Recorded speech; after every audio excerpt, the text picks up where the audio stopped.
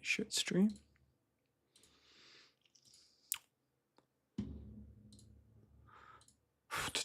What is going on, chat?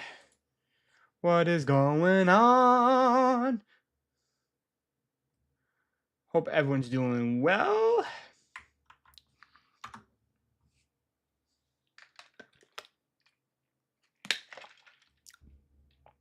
We are going to be continuing the series of unfortunate events. We will be continuing episode 2. Or no, on episode 2. Just give me 1 second real quick. And then we will be ready to go. What is this for? What is that? Okay. Here we go. Without any further ado.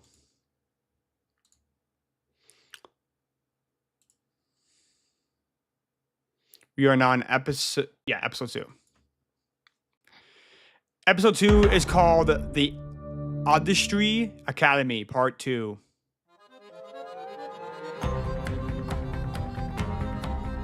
Look away, look away, look away, look away. Bomb. Show will wreck your evening, your whole life and your day. Every single episode is like a display, so look away, look away, look away. At school, the Baudelaires are forced to live in an old shack. Let's just get into it. Look away, look away. Away. Look away, guys. Look away. Who can't be beat? A dead horse. Who can't be beat? A dead horse. Who can't be beat? A dead horse. Dead horse. Can't be beat. A dead horse. School spirit is a curious term. The phrase might sound as if it refers to a ghost or other undead phantasm haunting an educational establishment, like very old gum clinging to a trophy case. What school spirit actually refers to is the belief that one particular school is better than another. Our particular school is better than others. Those the Baudelaires were about to learn. There are worse things that can haunt a school. I love the energy. I love it. I love your energy count, Olaf. I love your energy count, Olaf. I love your energy count, Settle down. Settle down. Do you hear what Vice Principal Shapiro just said? Hero. Settle down. How often I hear those words come out of people's ears and into my mouth. Settle, a word which here means settling for less, and down, my personal least favorite direction. Let me tell you a story. Some years ago, a woman came to me. She needed my help. Coach Genghis, she said to me, I'm a failure. I have no job. My love life is in the pits. I can't seem to lose these last 20 pounds. I bet that describes just about each and every one of you, am I right? They're school children. Exactly. And what did I say to her? Do you think I told her to settle down? Answer me, Pippity Squeaks. Do you think I told her to settle down? Probably not. Probably not. Probably not indeed. I told her to stand up. I told her to actualize and incentivize. I told her to keep her eyes in the clouds and her feet on the stars. Do you know what happened?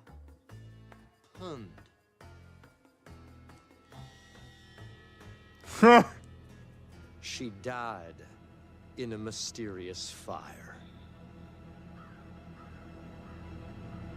Wait, what?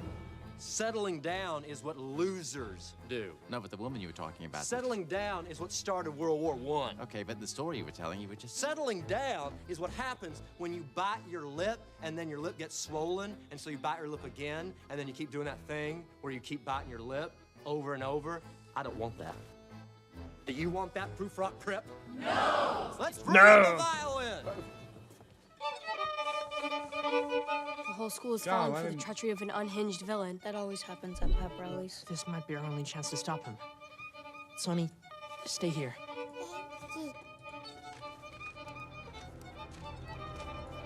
Yeah. Stop the music. Everyone, listen, please. How dare you interrupt a genius? And his guest violinist. This man is not a genius. This man is an imposter. The term is improviser. This so-called gym teacher is the notorious villain Count Olaf, and as long as he's at Proof Rock Preparatory School, nobody is safe. That's not true. You're just jealous. Vice Princey, throw them off the stage and I'll start my dance all over with extra twirls. Well said, adorable cheerleader. This man is Count Olaf, and we can prove it. The Baudelaires seem like honest and decent people. I think we should listen to what they have to say. Down and back. Count Olaf, who is wanted for questioning by the authorities for suspicion of fraud, theft, murder, and child endangerment. And arson. Who has one eyebrow instead of two. And are There's nothing wrong with being bushy. If I open my shirt right now, If Count Olaf were to take off his turban. Isn't she marvelous, everybody? I'm afraid my two glorious eyebrows will remain hidden underneath. Come this on, turban, Klaus. Which I wear for religious Come on, reasons. Klaus. And what religion might that be? Wait, what? Hidden underneath. Wait, what? this What do you say? turban, Which I wear for religious reasons. And what religion might that be?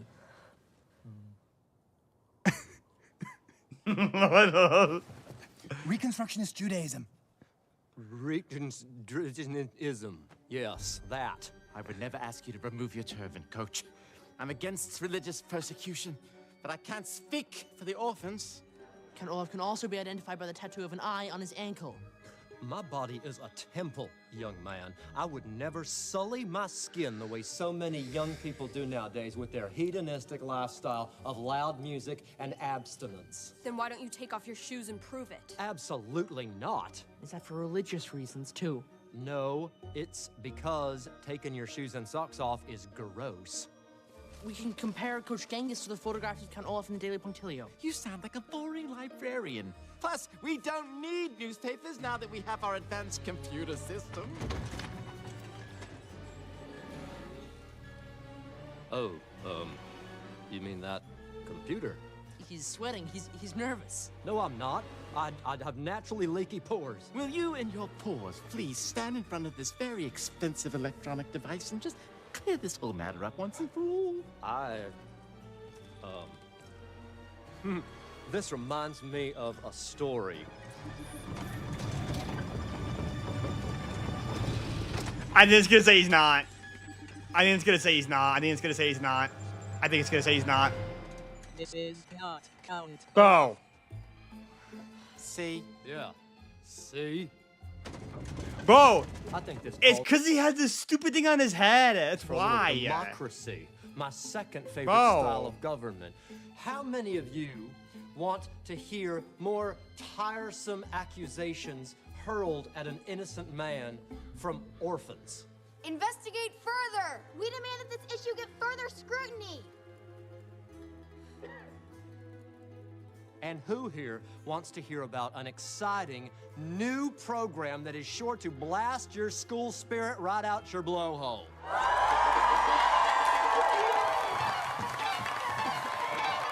Students, faculty, don't worry if every exercise program you have ever tried has failed you, because I am here to fail you more by putting the whip back in to whip you into shape. Now, everyone, get on your feet, and let's try a little something that I invented one lonely night at a truck stop called jumping jacks. Here we go. Ready? 1, 2. Okay, all right. Let's cool it down. Let's just cool it down. We don't want to ham up the old hamstring. Oh, God, can someone say class dismissed for us watering some deep breaths? I know, I'll be okay. I just need a second. Whoa. But, What? What? Yeah, oh. Yes. One last thing, everybody. As anyone who has been to junior college knows, orphans tend to have unsound bodies, which leads to paranoia, delusion, and untapped wealth. That's why I have developed the Special Orphans Running Exercises, or SORE for short, which I will be offering to a few select students. Will the orphans in the house please stand?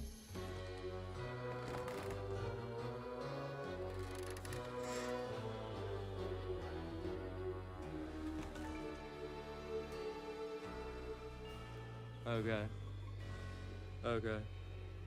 I choose you and... Oh, you and little baby secretary I've heard so much about. The three of you will report to the athletics field at sundown and every night until further notice. Of course, this does not excuse you from missing my nightly violin recital. You're going to owe me a lot of candy. See, that's the sort of leadership that I was sort of talking about. You, sir, are a genius. You're a genius for noticing. No, you're the genius for saying so. No, you're a genius for agreeing with. All right, I'm the genius. Cut! Everybody is dismissed. This pep rally is over. Whatever you're up to, Count Olaf, we will put a stop to it. Really? Because it seems to me if you had the skills to stop me, we wouldn't be having this little batch of episodes in your new lives. Oh, orphans. Your parents really taught you nothing at all. They taught us to survive. Well, I guess those who can't do, teach. How you See you at guys- sundown. How about you guys do something says it's grinning at him, bro? Do something. Punch him. I'm kidding. No. He found us again. Everywhere we go, Canola shows up to steal our fortune. How can he get our fortune as a gym teacher? There is treachery lurking in most exercise programs. I just can't believe he fooled everyone again. Not everyone. Don't worry, Baudelaires. Don't feel disgraced. The Quagmire triplets are on the case. You're kind and generous friends, but we can't let you get involved. Violet's right, Canola's too dangerous. He's too dangerous for you to face alone. We can run away, all of us. Our parents own the famous Quagmire sapphires, so when we come of age, we can live on our own. We're not of age yet. Besides, we tried running away and we ended up working in a lumber mill. And Canola still found us there. That's a picture of our parents. Our parents, too. They did know each other. We had this photo in our library. We never paid attention to it. I bet there were other mysteries we never noticed. Like a spyglass. Or a book. We just need to survive Canola long enough to find it. The librarian said to check back in a day or so. We don't have a day or so. It's almost sundown. What? I'm watching my show. I'm here to deliver a special message to the Baudelaires. Look at my... Is it? Look at I got my name on the back of this jersey. Look at how cute it is. I mean...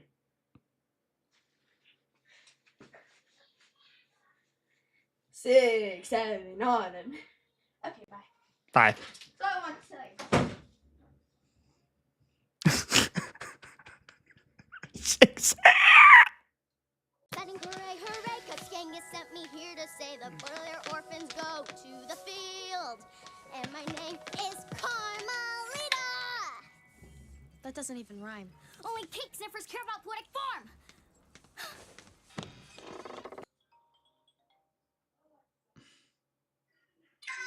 Yo, Garrett.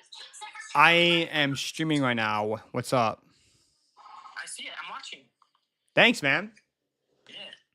You know what I'm watching right now? I just liked it. Yeah.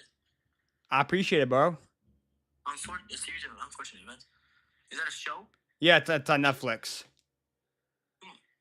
Yes, sir. Who's that girl with the 6'7"? My niece. You're an unk? Yes, I am. Unk status. Garrett. On status. Yes. Let's go. Yeah. Alright. Well, I'm gonna start watching this, so I'll let you get back to it. You can watch it with me, but you just won't be able to see what I'm watching, but yeah. But, like, I hear you, and then I hear your stream. Like, it's a little delay. Oh, yeah. Yeah. But I'm a big supporter. Keep up the good work. I appreciate it, homie. Yes. Love you, bro. Love you too. He laughed at his own foolishness. As he laughed, he noted the numbness. In his Oh my fingers gosh, and he's freezing to death. Oh my Also, lord, he he's noted freezing. Oh that my the lord. feeling Oh which my had first lord. come Bro, he's to about to his freaking toes, fall he over sat and down die. and already faded away. Oh my He gosh. wondered whether the toes were warm or whether they were numb. He moved them inside the moccasins. Jack London, if I'm not mistaken. What? And the short story you're just reciting is by Jack London.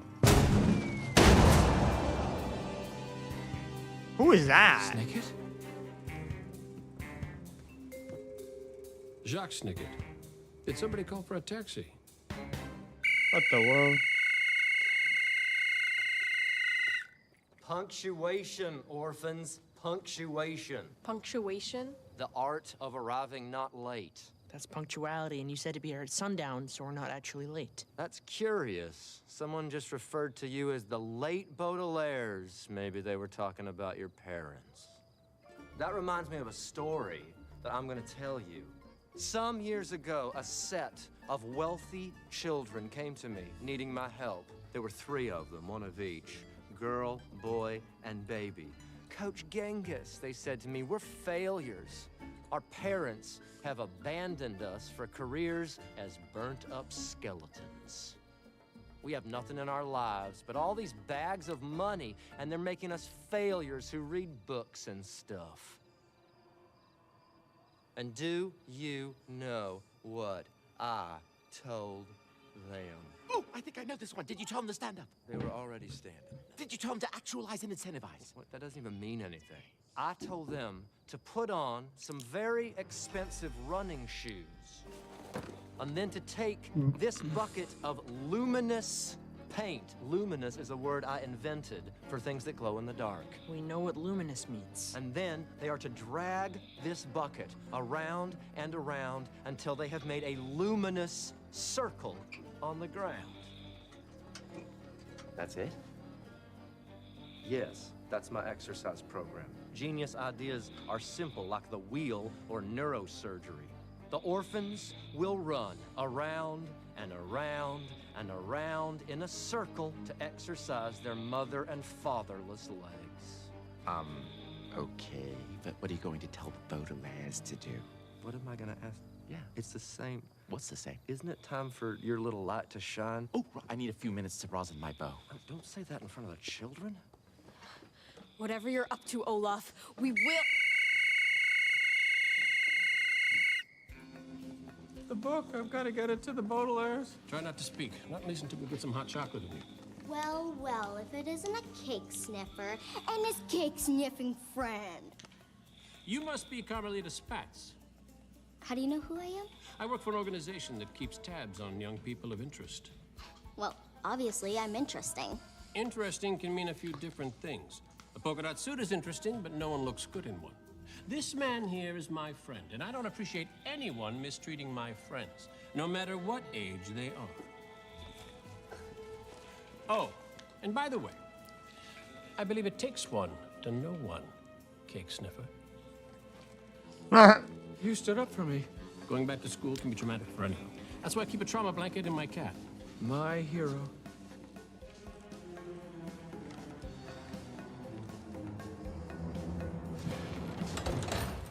Quagmires, what can I do for you 2 triplets? We know it's after hours, but were you able to find that book? I'm sorry. I know you're desperate to get your hands on it. It's not just the book, there's a whole mystery. There certainly is. I couldn't find the book in our system, so I poked around. It's not in any system at all. It's like it doesn't exist. Who dares not be in the auditorium from our recital? Principal Nero, the children just had a question about the library. The library is closed until further notice by order of the gym teacher. He can't close the library? I admit I should have looked over his contract more closely, or at all.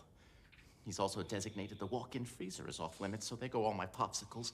It's only temporary, though, until he gets his special orphans running exercises and what he wants, something blah, blah, blah, blah, blah.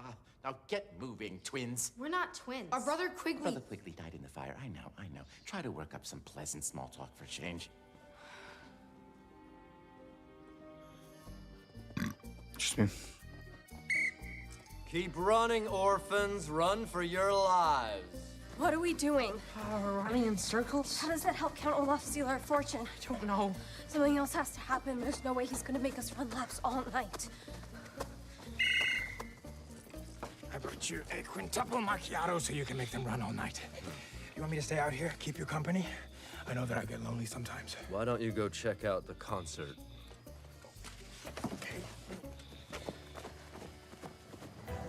That's what I'm saying. Count Olaf is here. My disguise was discovered. The library's closed, and there's a girl who keeps tap dancing. Jacqueline? You can't leave the Baudelaires alone out there. They're not alone. They've made friends, and there's a stunningly skillful librarian who's keeping an eye on them. You should see her shelf books. There's one book in particular I'm worried about. Did you deliver it safely to the Baudelaires? I'm sorry. I'll go right back now. Jacqueline. I need to get Larry into the city to be treated for frostbite and overexposure to off-brand dishwashing liquid. Don't worry, I'll leave the meter running and be back at Proof Rock as soon as I can. Jacqueline, I'm leaving for the day, and I will also be buying some candy. Hurry. These are dark days. That night was indeed a dark day. Of course, all nights are dark days because night is simply a badly lit version of day. But a dark day also refers to a time when something terrible is going on. It was a dark day for Count Olaf's troupe, who were not good enough actors to pretend to be awake. There's no way. It was a dark day in the history of music, as Vice Principal Nero, who could not play the violin, insisted for several hours on doing so anyway. It was a dark day for the Quagmires, who hoped to help the Baudelaires in any way they could. And it was a dark day for the faculty, including Mr. Remora, who was developing a sore on his lip, and Mrs. Bass, who would be arrested shortly for bank robbery. Not to mention the school librarian, whose own fate would be even worse.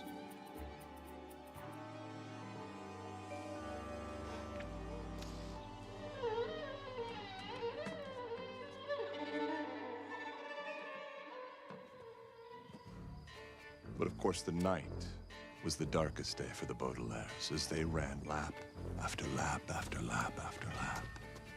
Night after night after night after night.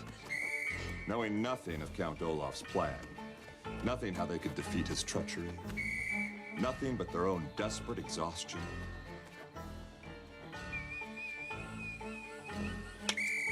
Acute boredom, and a terrifying knowledge that always approaching was another dark day, a phrase which here means more time at school.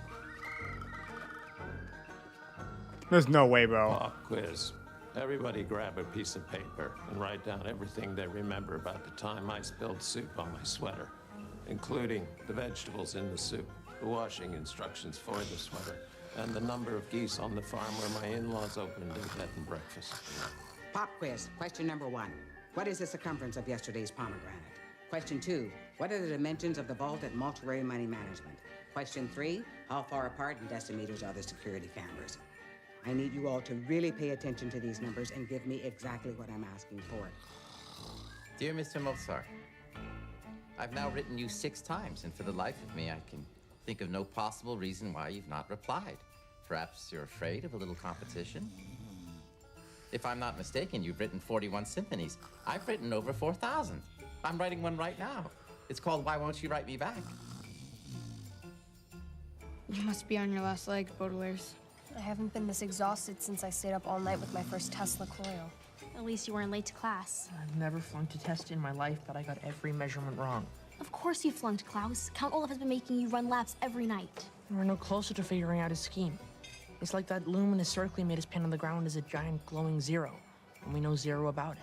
Maybe he's hoping you'll be so sick of running you'll hand over your fortune? He's had stranger plans. If only the library weren't closed. Cake Sniffer's talking about a library. Is there anything less adorable? Go away, Carmelita. We're not in the mood. But I'm here to deliver a special message to the Baudelaires. Vice Principal Nero wants to see you right away because he's very mad at you today. I'm the cutest girl in town, and my name is Carmel. Bro, I wish I could just take my elbow and just go right on the freaking face. It doesn't rhyme. Yeah, it doesn't rhyme. Cake Sniffers are all jealous of me because I'm C-U-T-T-E. Dancing and singing is my thing, and my name is Carmelita. How about you shut up, None girl? of this rhymes. Songs have to rhyme. There's 12 more verses. Get the message.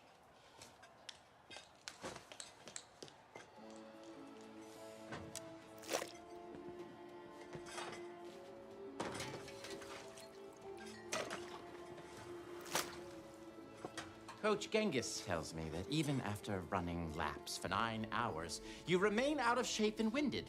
And your teachers tell me that you have flunked quizzes and personal anecdotes and measuring random objects.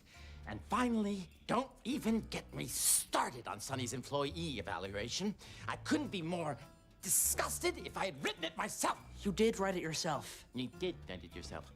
Luckily, your new gym teacher has a solution. Jim?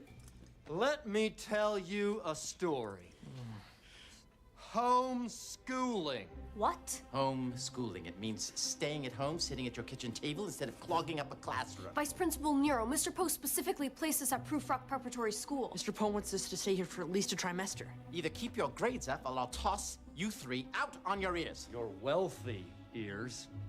Tomorrow morning, your teachers will give you both more or less comprehensive exams in front of the whole school. And for Sonny, a professional reappraisal featuring a special sequence of demeaning menial tasks. If you fail, it's off to Coach Gingus's ultra-dynamic, life-ending workshop. We'll pass those exams. Of course we will. Now, if you'll excuse us, we're gonna go study in our shack. Well, you don't have much time. You're due at the athletic field for special orphan running exercises in a matter of hours. We still have to run laps? Of course. And it doesn't mean that you'll be excused from the mandatory violin recital. Looks like more bags of candy for me. We can't study for comprehensive exams and run laps all night. We'd have to be two places at once. Consider this a learning experience, orphans. It's important that you figure out the balance between academics and extracurricular activities. Listen to us, this man is... This is not Count Olaf. Oh, goodness, how careless of me. Now, what is it you were saying? Violet, Count Olaf is waiting for us at sundown. We don't have much time. Violet, I said we don't have much. I think I've got it. We're listening. Coast is clear.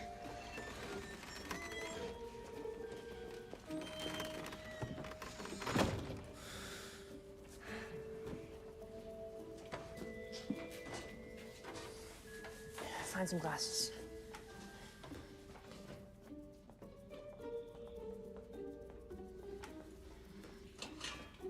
This'll work. These will come in handy. Okay, we need something for the body.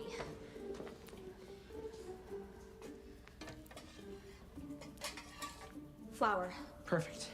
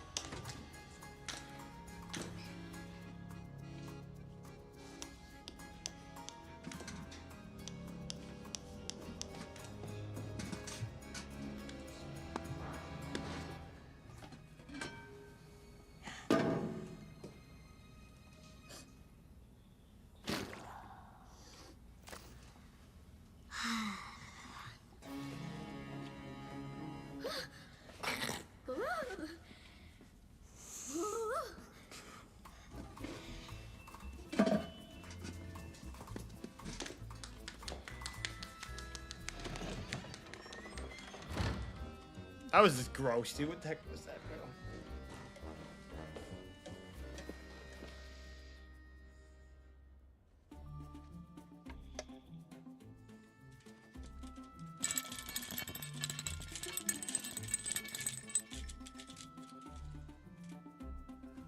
I'm impressed you know how to pick a lock. You'd be surprised how often it comes in handy.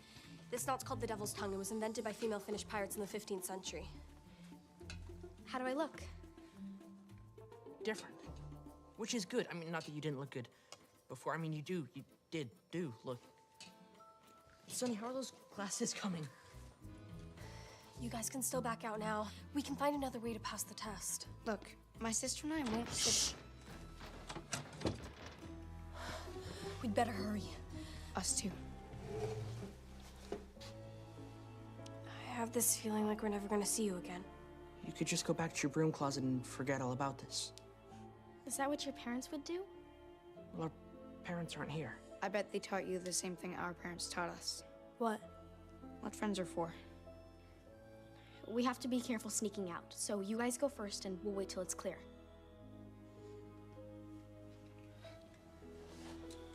Duncan, you'll need these. Perfect. And What there's a the? door Oh, I I think see what they're trying to do. Keep it. If anything goes wrong, you might need a spyglass.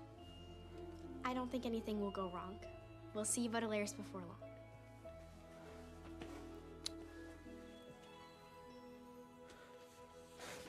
What the? What was that? Couplet? You got Sitting kid. with friends, talking about something important is one of the most powerful and necessary forces in the world. It is the way so many noble organizations begin, with a conversation between associates or even brothers.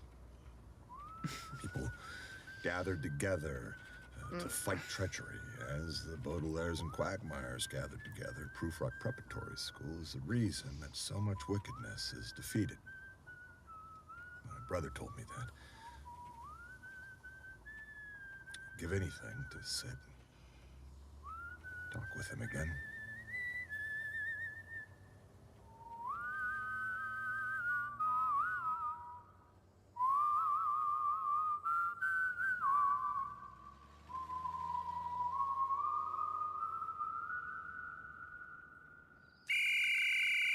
You're late! Scene 2, yes, sir.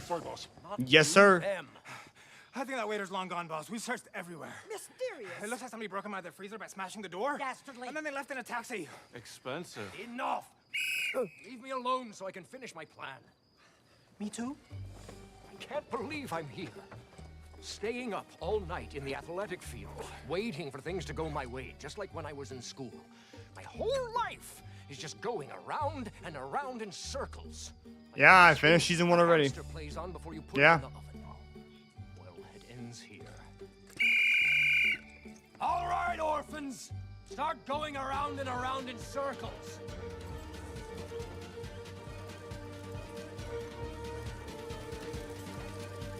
Oh, they had that as a baby? Oh, no. I didn't realize they had the baby as Mr. that. Amora had for dessert last Tuesday. A pudding. What kind of pudding? I don't know, butterscotch. Rice. Rice pudding, rice pudding. I have to remember that. Sonny, how's the steak Three. going? Oh my gosh, how long is this gonna last? I know we're doing this for Crap. serious reasons, but it's sort of exciting. It may not be particularly wise, but it's a thrill to be in disguise. I was young. I was finding myself, you know, trying out new fashion, new music, playing with matches, that sort of thing.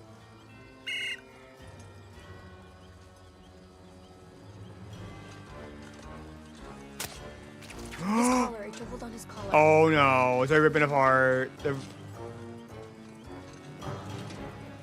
I had it tough at school, too. Did I ever tell you what my nickname was? Did you ever tell me what your name was? Wait. What? Wait. What? The baby's pooped out. She stopped running laps. She's just standing there like a bag of flour. Run, baby, run! Uh-oh. Maybe she needs a good kick to get moving.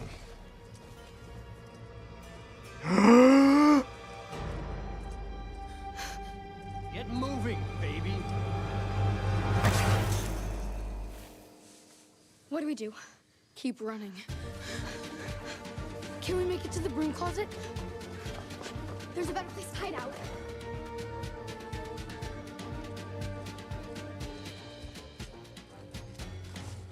Oh, baby, baby. It's fine, man. I'm not mad.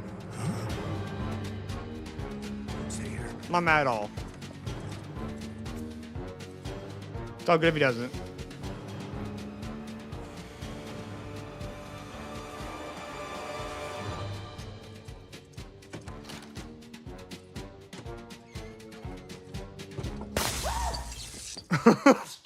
Crumbling infrastructure.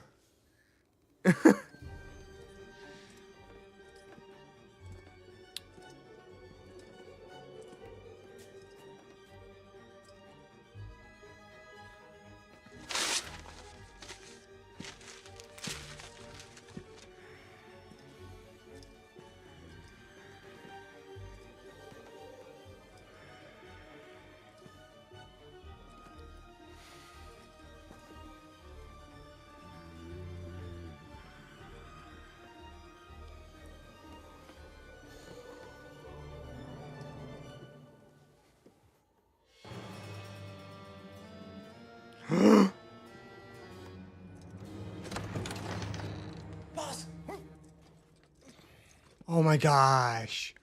Scary. Sorry. I looked for them over there, but it was really dark and creepy. All right, all right. You stay here and guard the library. That's where all smarty pants kids end up eventually. Did Baldy get the car? Yeah, but you have a little What? on your face. I do? I get it? There's a little bit on the other side.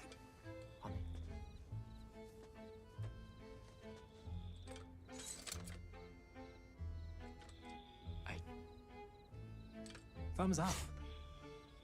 Eh. Right, because you don't Eh. We have to go warn them. We can't go anywhere with him guarding the door. The boilers can still pass that test. Look.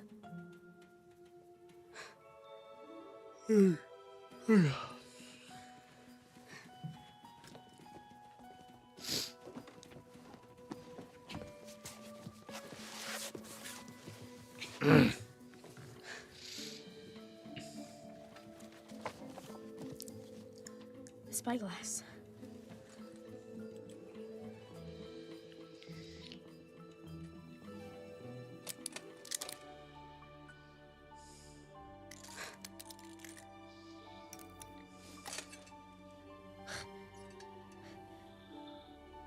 Let's do some studying of our own. What color were the cows on the dairy farm? Brown and Oh no. That explains the fire.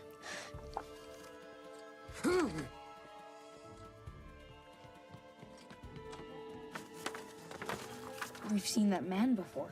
It's all connected. how long was the navy blue scarf? Klaus? VFD. What do you think it could mean?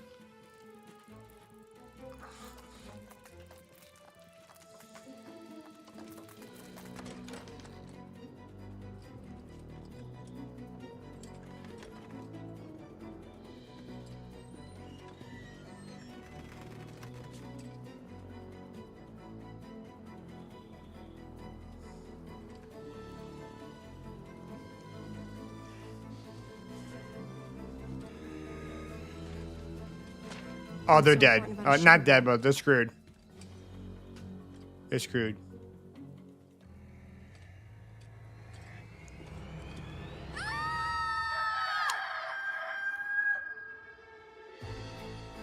Oh, crap.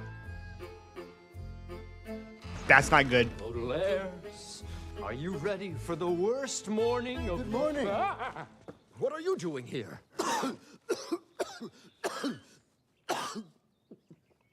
I'm Arthur Poe from Mortuary Money Management. I know who you are. Really? You do? It's my job to know. I'm a gym teacher. Obviously, you're a grown man wearing athletic shoes. I'm looking for the Baudelaires. I understand they've missed I liking it? mandatory violin recitals. And the Vice So, Nero is there by...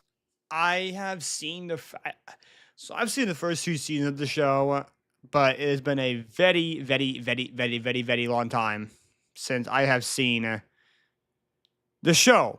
So I am rewatching season 1 and 2 to recap on the story, and then season 3 is what I have not seen at all. I have seen a lot of season 2, but I just have forgotten what happens because it's been like 2 years plus since I've seen both seasons, season 1 and 2. So we're doing a recap basically, but I'm liking it. I just want to see what season 3 has in store. So entitled to several bags of candy. So am I. Who are you, little girl, besides adorable? My name is Carmelita Spatz, and I deserve a bag of candy for bringing the Baudelaires to you. I suppose that more or less follows. Here you go. They're in that shack. Did she say shack? Nobody said orphan shack. The auditorium is this way. Tell me, would you ever be interested in a self-actualization workshop held in the vault of your bank? I'd consider it.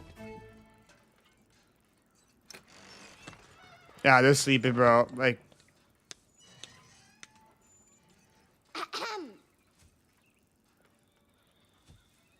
The sun has come up, the day has begun, and watching you flunk will be so much fun because you're just orphans, and you're probably dumb. And my name is Carmelita.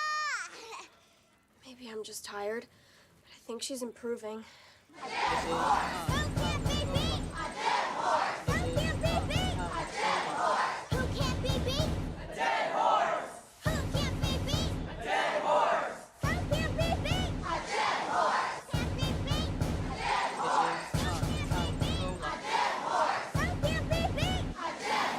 Baudelaires! Mr. Poe, what are you doing here? Well, I'm giving you a very disappointed look. Clearly, you've been spending too much time with extracurricular activities.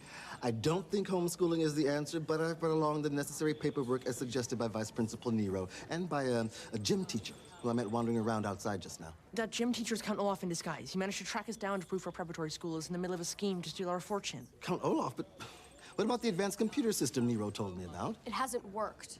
This is not Count Olaf. It certainly appears to be working. There you are, Baudelaires. Ah, you must be Vice Principal Nero. Is that candy? The advanced computer system didn't recognize Count Olaf because he's in disguise. Klaus, what sane man would disguise himself 4 times in a row? Believe me, Poe. I've seen this sort of Because you're dumb, Poe. Again, this show's scripted because that's what it is, but it... Children will say anything to explain getting bad grades in school and failing dumb, at their bro. work as administrative assistants. Administrative assistant? Sonny's been working as a secretary. Well, Sonny should be in preschool, not in office. That doesn't seem suitable. If they flunk these exams, the Baudelaires will be expelled, so it hardly matters now. This is not Count Olaf. Oh! Coach Genghis, come on in. Good morning. Today is the first day of the life of your rest. What? First life of the rest of your day. No. Today... Why on the candy? Why on the candy? Today is the first day of the life of your rest. That's what I said. I said it the right way the first time. This so-called Coach Genghis is Count Olaf in disguise. Klaus, you can't argue with technology. Well said, Hat Stevens.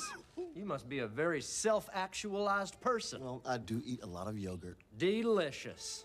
Showtime. So let's go. Time. Remember, you will die.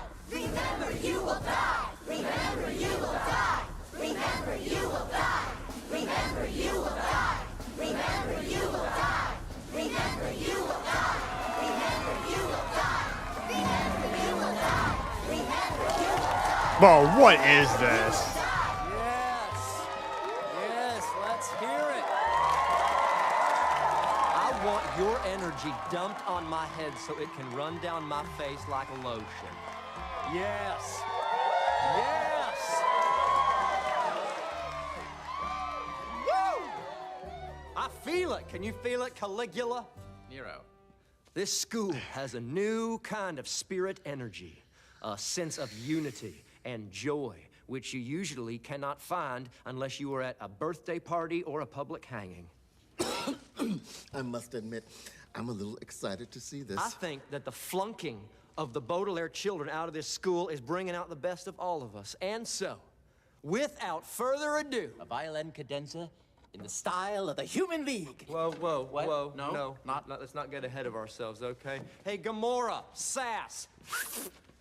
It's Mrs. Bass, and my name is Remora. Oh, we'll find out who's full of remora soon enough.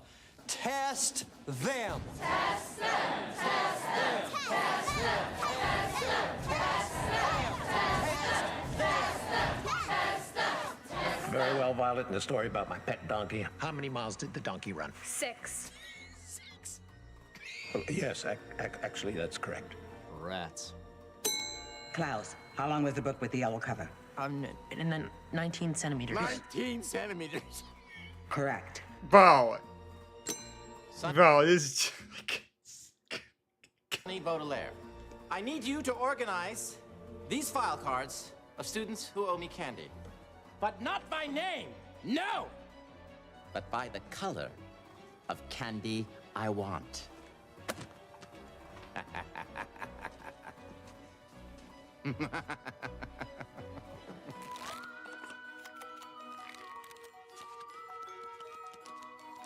Dadgum, Sonny. Dang. That's very impressive, I must admit. Dang. Now then, Klaus, how long was chicken breast number 7? 10 centimeters.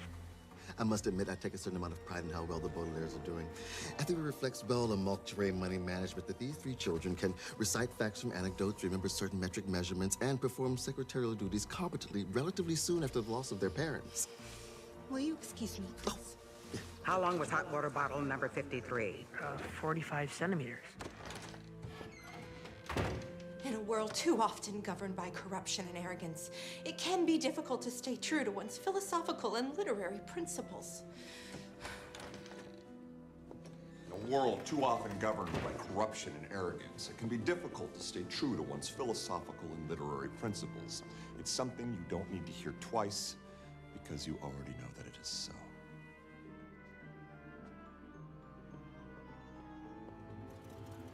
It can sometimes be overwhelming to witness the series of unfortunate events that rumble through one's life like a mysterious automobile with its engine running. Which is why some people need to excuse themselves from time to time to a place where the world is quiet. Like a crystal ball ready for anyone who has an important question. I urge you to do the same. Look away from this austere academy before it is too late. This episode in the lives of the Baudelaires is nearly over, but there is still time for it to get much worse.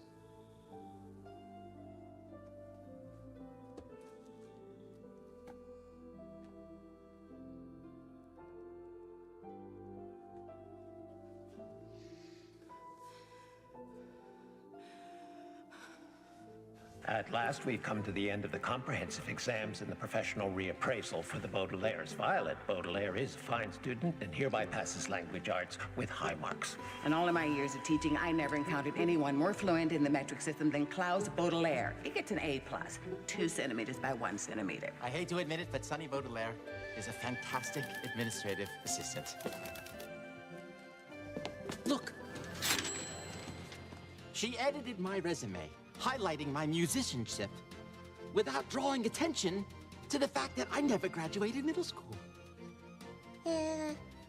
What my sister means is, did we all pass? No, you're not adorable enough to pass.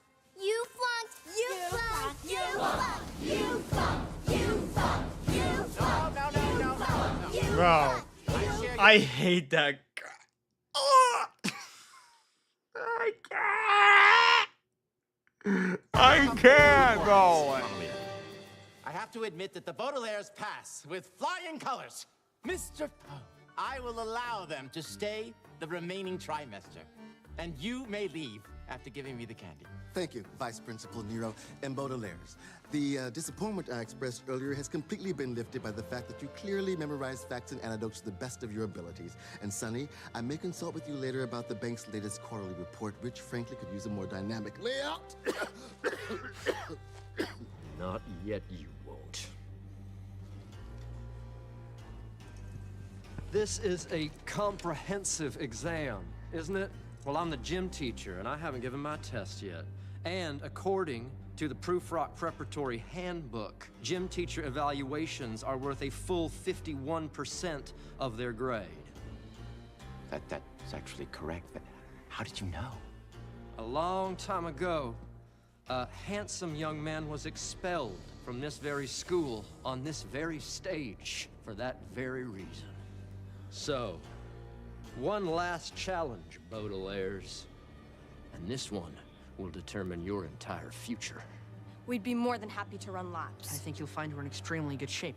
I think there's a better way to test your physical princess. I think you mean prowess. I think I mean arms. Arm wrestling. No holds barred against an opponent who is as heavy and as slow as a bag of flour. Sonny Baudelaire. Nerds, arm wrestling furniture. $5 on Genghis. This isn't fair. You're a full-grown adult and Sonny's practically a baby. That hardly seems sporting. Fine. I'll take on the bookworm. Yes, that seems fair. You can take the both of us. I'll pass. What's wrong, Coach Genghis? Are you afraid you're not strong enough? Hardly seems sporting. Fine. I'll take on the bookworm. Yes, that seems fair. You can take the both of us. I'll pass. What's wrong, Coach Genghis? Are you afraid you're not strong enough? A real gym teacher could do it. Yes, Coach Genghis surely is stronger than 2 simpering school children. Of course I am. Yeah.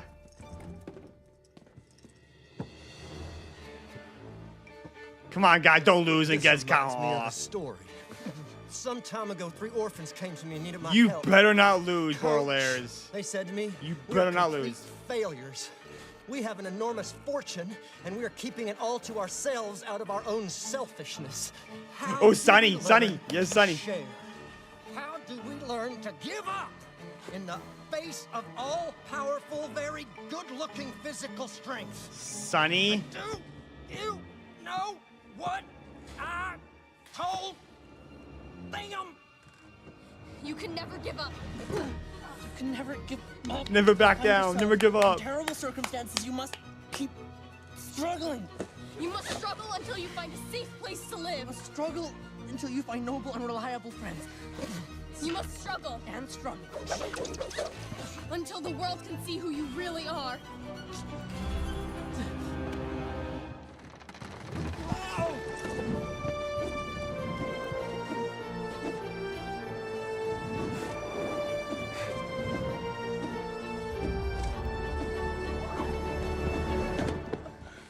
That kid came out of nowhere. Holy Beethoven, I see what you mean, Baudelaire. Finally. What you mean is that I should keep on struggling, and then perhaps I'll be invited to join a legitimate orchestra. No, that's not what we mean at all. Your shoes. Look at the tattoo on his ankle. Egad, I know that ankle anywhere. You flatter me, kind sir. Don't call me kind sir, kind sir. You're Count Olaf, and that tattoo proves it. And it's too late to cover it up with a probably overpriced running shoe. I am not covering up anything. I need to wear these. Don't be ridiculous. Why would a notorious criminal need running shoes? Psst, boss. For running. Go after him, Mr. Poe! Sonny? Yeah?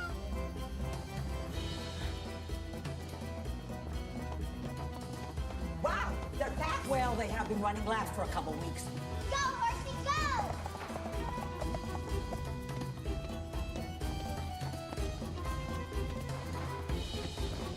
Yes! Yes! Yes!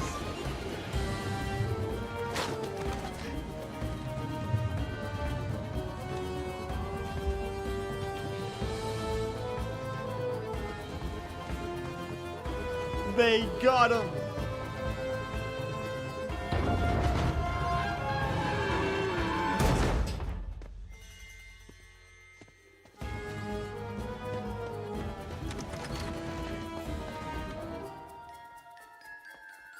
Sonny.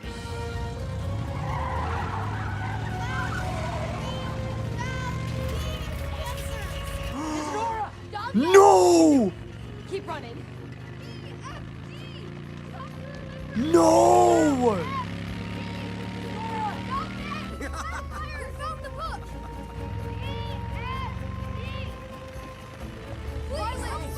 Could someone please shut those kids up? Please help us! We found the book! No, no! Yes. Oh my god. Isadora. Duncan. If you have ever lost a friend, you know that it makes your world feel incomplete, like a puzzle with a piece missing, or one half of a broken spyglass. I'm sorry to tell you that this story does not end with the rescue of 2 brave and noble triplets. The story ends the way all stories end, with the motto of Prufrock Preparatory School. That motto is Memento Mori, and it means... Remember, you will die.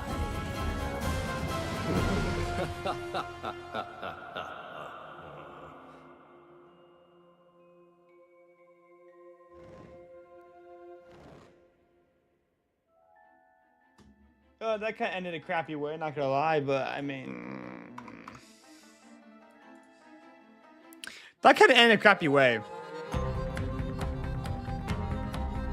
Look away. That kind of... Man. Look away. Wow. Look away. Ah. Look away. Ah. The show will wreck your evening, your whole life, and your day. Every single episode is nothing but dismay. So look away.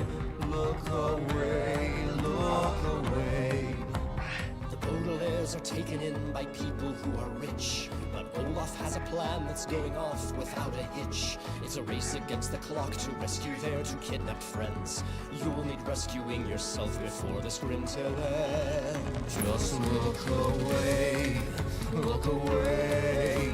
There's nothing but horror and inconvenience on the way. Ask any stable person, should I watch? And they will say, look away, look away, look away, look away, look away, look away, look away, look away, look away.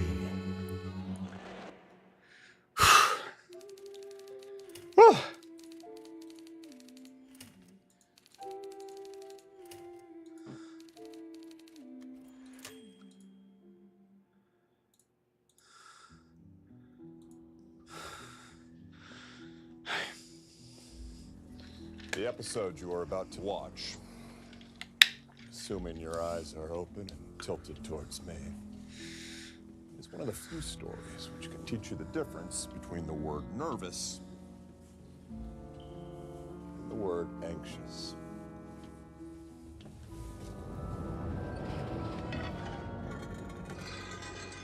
The word nervous simply means worried about something.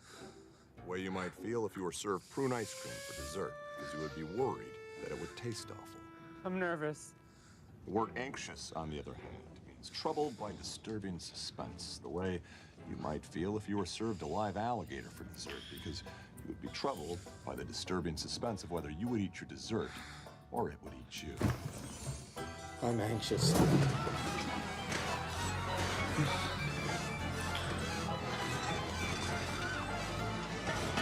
If you were thinking about the story of the Baudelaire orphans, you might feel nervous because you do not know how it ends. But if you're viewing this story, you will be anxious and troubled by the disturbing suspense in which the Baudelaires find themselves hopelessly trapped.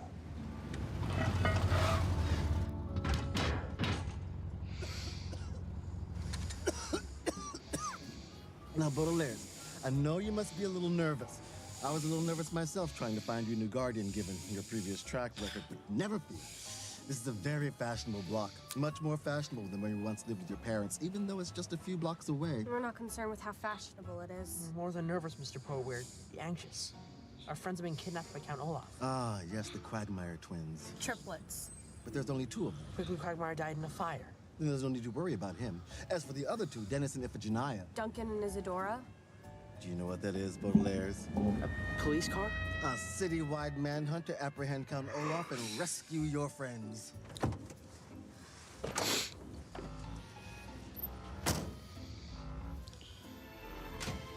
We at Multi-Ray Money Management are co-sponsoring every effort to bring this ghastly villain to justice. Look at the wanted posters we had pasted up all over town.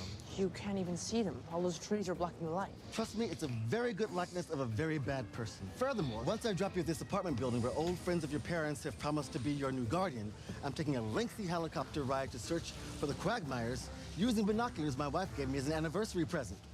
Now, let's see. Has anyone seen the numbers 667? I share. Somewhere on this block. Another mysterious set of our parents' friends. No, we've never met. Down the building. It's right next to this lamppost I just ran into.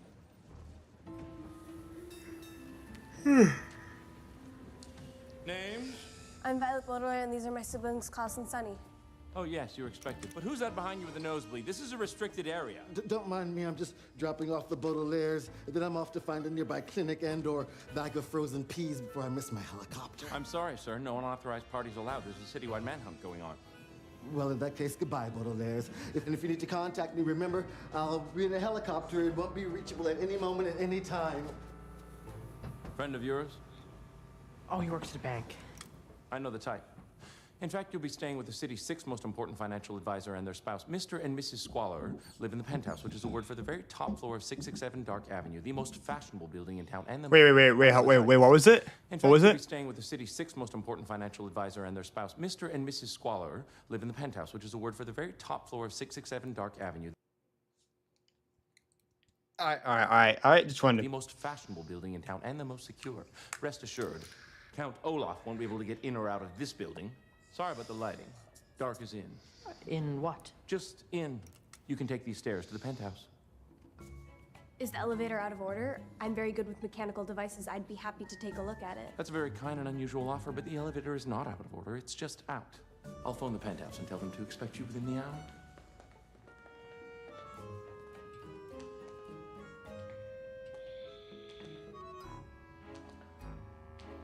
People who live in penthouses are usually rich and powerful. Well, then I hope they can help us find the Quagmires. We don't have a clue where Count Olaf could have taken them.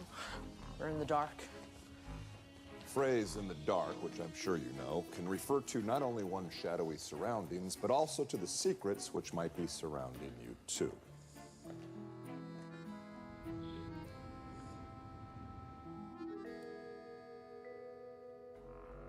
Every day the sun goes down over all of these secrets, so everyone is in the dark in one way or another. If you are sunbathing in the park, for instance, but you do not know about the deep and dangerous pit nearby, then you are in the dark, even though you are not actually in the dark. If you are on a midnight hike knowing full well that several ballerinas are following you, then you are not in the dark, even though you are in the dark. Of course, it is quite possible to be in the dark, as well as to be not in the dark, not in the dark. But there are so many secrets in this world that it is likely that you are always in the dark about something, whether you're in the dark, or in the dark, not in the dark. Dark in the dark, not in the dark, dark, not in the dark, not in the dark, dark, dark, not. Dug by several ballerinas, which is dark in the In dark. dark in the park. That's odd. There's 2 sets of elevator doors. See? On every other floor, there's just one.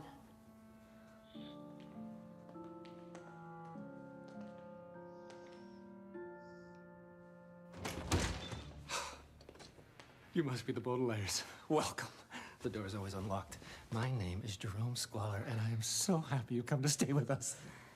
How do you do, Mr. Squalor? Oh, goodness, you must be out of breath from that long climb. Well, luckily, I can think of 2 things to do about that. 1, you can stop calling me Mr. Squalor and start calling me Jerome. And number 2, I am gonna make you a nice, cold martini. Come this way. A martini. Is that an alcoholic drink? Usually it is. But alcoholic martinis are out, and aqueous martinis are in. Aqueous martinis? Yeah, it's just cold water in a fancy glass with an olive in it. We've never had aqueous martinis before, but we'll try them. You're adventurous, just like your parents.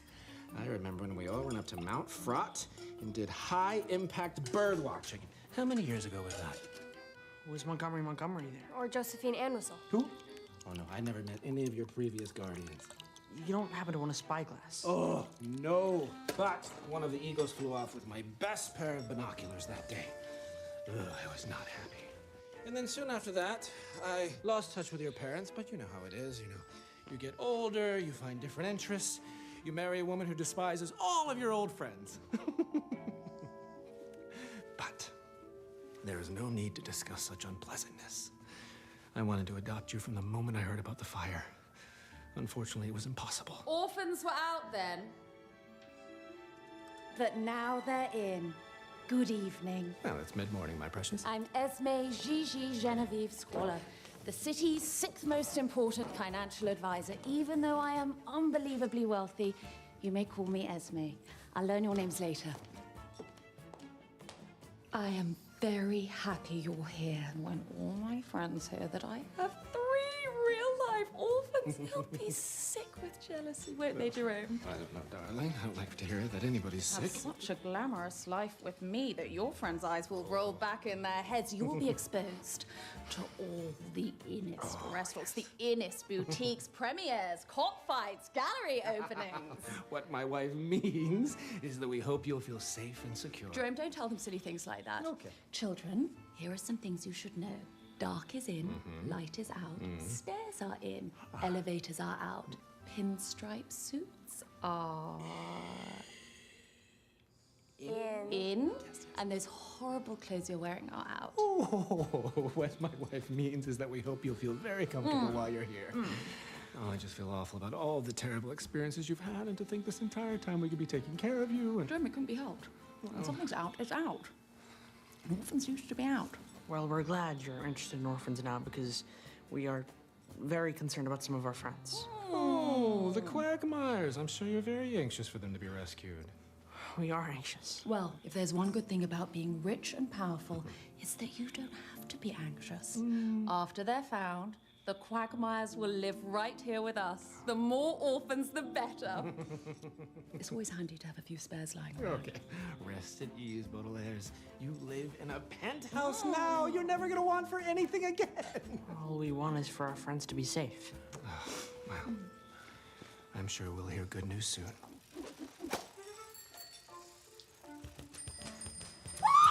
Big news, fat news, big fat fantastic news about what we were just talking about. Has Count Olaf been captured? The Quagmire's been rescued.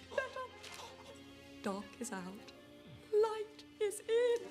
We've got to run around turning on lamps and opening curtains before anyone sees us. Jerome, flip all the light switches in the west wing. Baudelaires, open the curtains in the living room. I'll run around in panicky circles.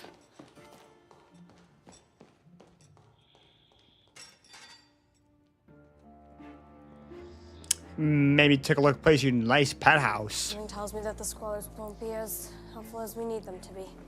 Meanwhile, Count Olaf could be getting further and further away.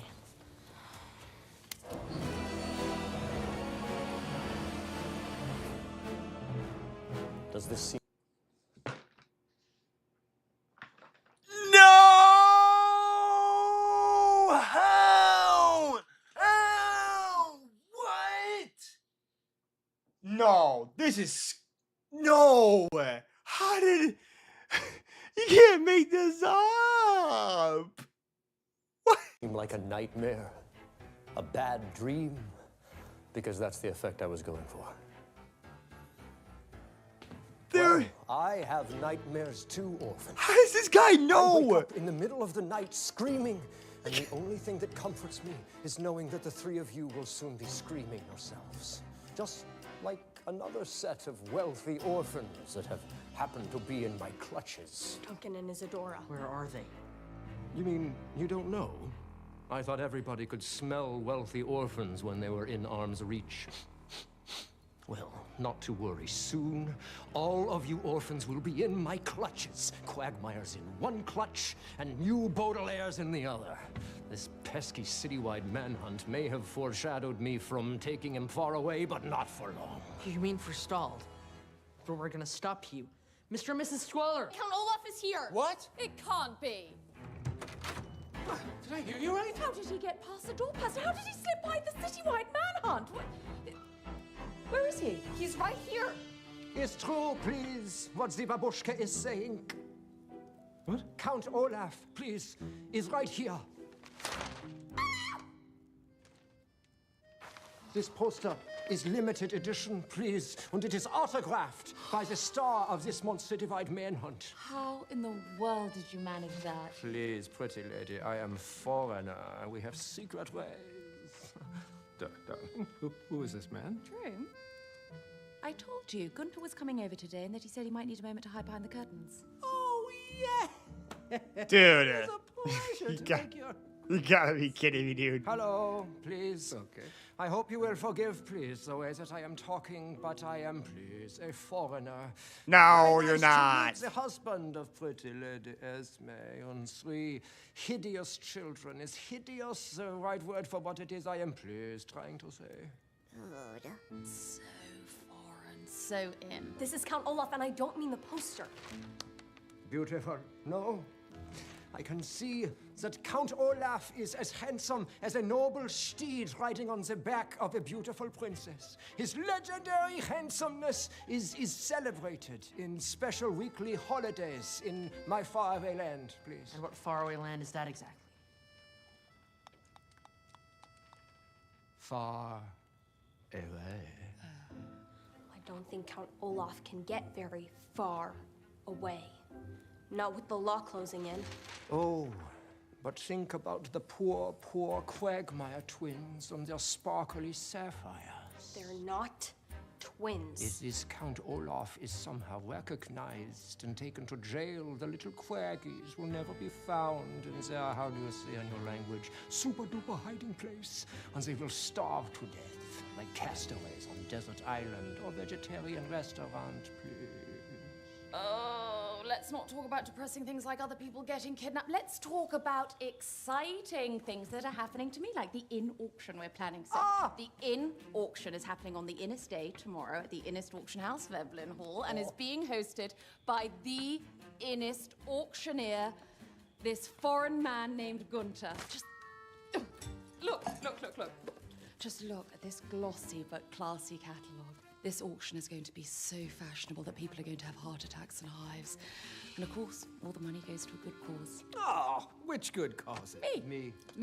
Every last penny goes to me. Yes, but there will be auctioneer's fees and incidentals. So, my darling, shouldn't we give the proceeds to those who need it?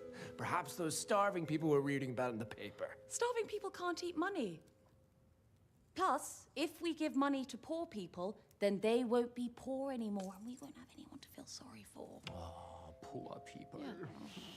Which reminds me, you poor, wealthy orphans, go far away, please. Pretty Lady Esme and I have to talk big fat business. Yes.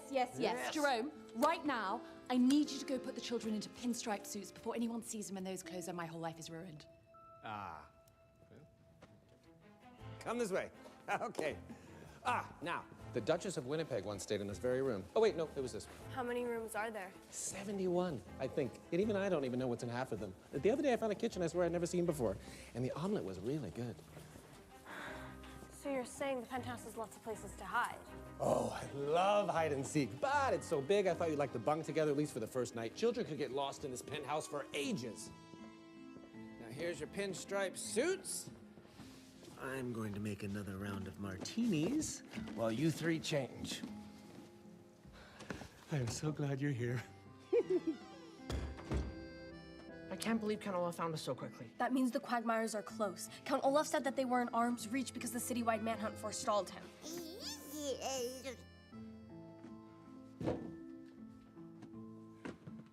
What if he's hiding them in this apartment?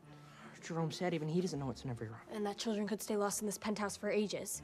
Esme invited Gunter here. Do you think they could be working together? Esme's already rich. She doesn't need to steal her fortune. Yeah, but she seems to be falling for Count Olaf. He could marry her and become our guardian. If something happened to Jerome. Would Pretty Lady Esme and husband like to see party trick? Yes. Come, you stand right here. Oh.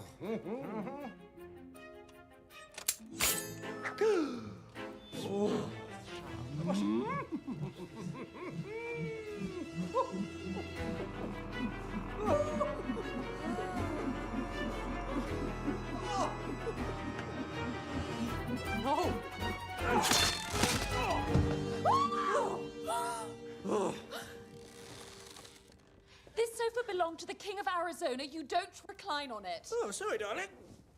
But Gunther, and the chandelier. Gunther was just showing us his cane tricks that earned him a bronze medal for his country's non-trademark violating version of the Olympics. Isn't that right? In my country, children do not interrupt married couple and foreign man turning tricks. Oh, Gunter, let's forgive them just this once, seeing as they finally put on some inn suits. Where is the other one, please? My sister's exploring. She says she wants to see every inch of this penthouse.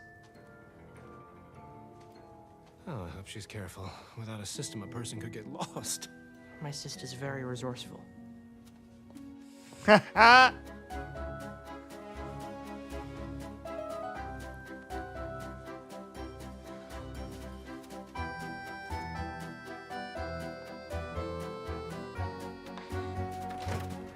I'd like to see the rest of the apartment as well, if... No, please. I do not approve of small child browsing penthouse. It shouldn't take long.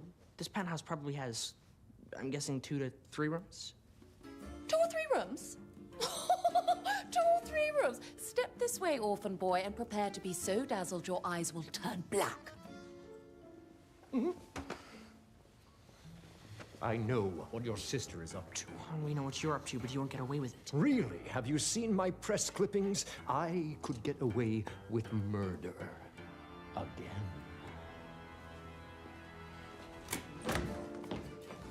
This is the formal dining room. I love these vases, don't you? Sturdy enough to cause a fatal concussion, no? This is The semi-formal dining room. These vases are cute too. Yeah, but still heavy enough for a good whacking. The informal dining room. Tiny vase can shatter into a million pieces and hit your eye.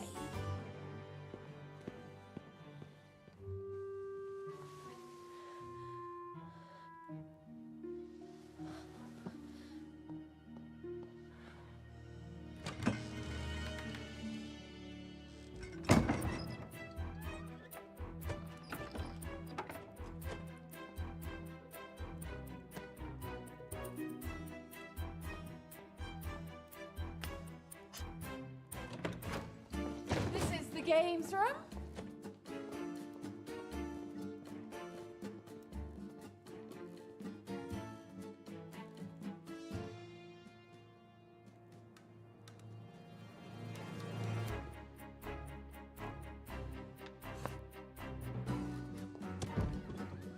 Bowling alley.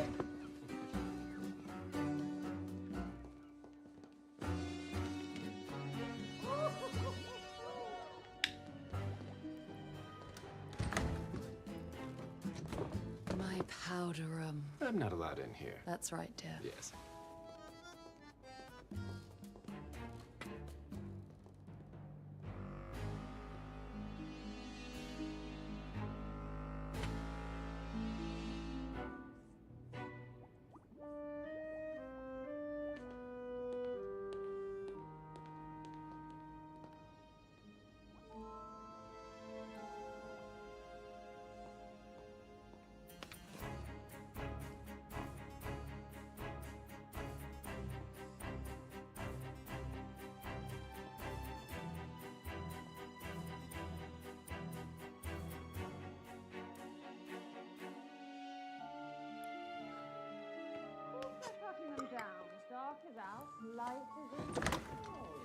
Now, in this wing, I have a number of rooms where I display my most expensive, most in objects.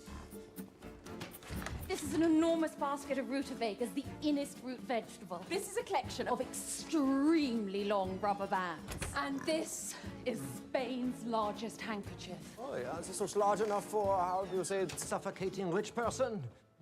What was that? Suffocate. Oh, bless you. Thank you, pretty lady. Yes, I must be allergic to something in this room that is not large handkerchief for you two adult people. The orphans, perhaps. They're orphans? Que pasa? Yes, I'm allergic to them. Is it their dust? Yes, yes, or their ashes. This clogs up my whole, what is the word for it? Glands. Life. Ah, we found Violet.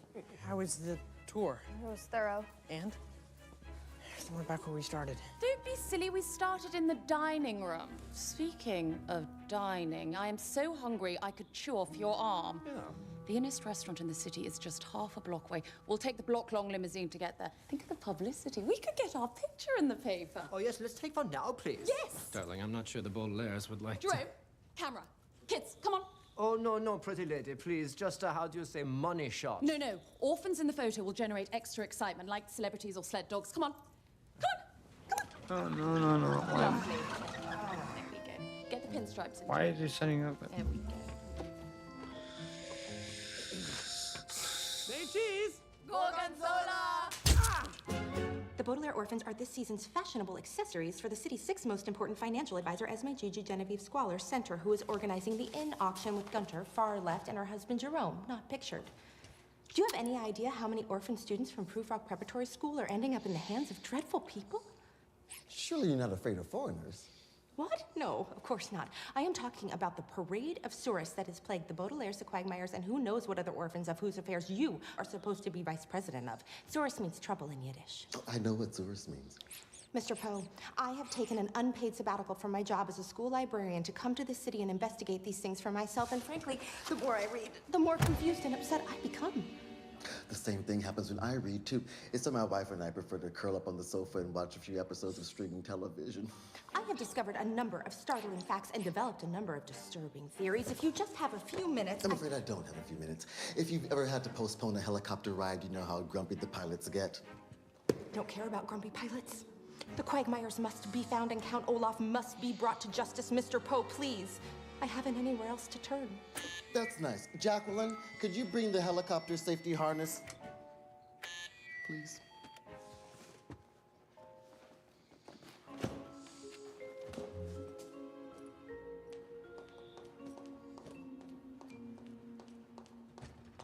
In a world too often governed by corruption and arrogance, it can be difficult to stay true to one's philosophical and literary principles. What did you say? In a world too often governed by corruption and arrogance, it can be difficult to stay true to one's philosophical and literary principles. I've heard that a lot recently. There's a lot of cause to say it. Let me call you a taxi. Oh, no, I can't afford a taxi on an unpaid sabbatical. I should just take the trolley back to Proof Rock Preparatory School and beg for my job back. The trolley. Jacques Snicket? Jacqueline Cheska. I need to arrange a pickup. What sort of pickup? There's a person armed with curiosity and a well-defined moral compass indicated by a concern for children who could be of enormous benefit to the world where she pointed in the direction of its most sinister and interesting secrets instead of taking the trolley home. Got it. Where can I find her and what does she look like? Trolley stop, Northwest Kitty Corner from Luxury Money Management. Bright-eyed woman with a well-worn copy of The Incomplete History of Secret Organizations. Jacqueline, I'm having some tourists with my 3-hole punch! Jacqueline. All aboard to leave the city for the suburbs and other less exciting destinations. All aboard. Not all aboard yet. Wait. Just wait. Please. You almost hit me. 1,000 pardons, ma'am. I didn't intend to scare you, and I'll never forgive myself. Never. Well, not for a long time. You leaving town? I have interviewed an ice cream vendor, saw 20 minutes of a very confusing movie about zombies, and ran into a dead end at a bank. I don't know where else I can go except home in defeat. Well, maybe the story's not over yet. Need a ride? It's my first day in the city, but it's not, you know, my first day in the city. You can't expect me to hop into the car of a total stranger. But that is how taxis work. It's troubling, isn't it? Think about orphans who lost their home and parents in a terrible fire only to be kidnapped from Proof Rock Preparatory School. How did you know that I was searching for The taxi thing is just a day gig for me. I'm also a member of an organization. a secret organization? Well, if you know about it, maybe it's not a secret. I have been doing some reading. That's usually the first step. You're a volunteer. Jacques Snicket. Olivia Caliban. Lean closer, Olivia Caliban.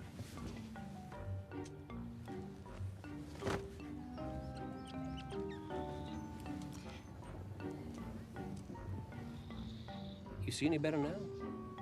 That depends on what you show me.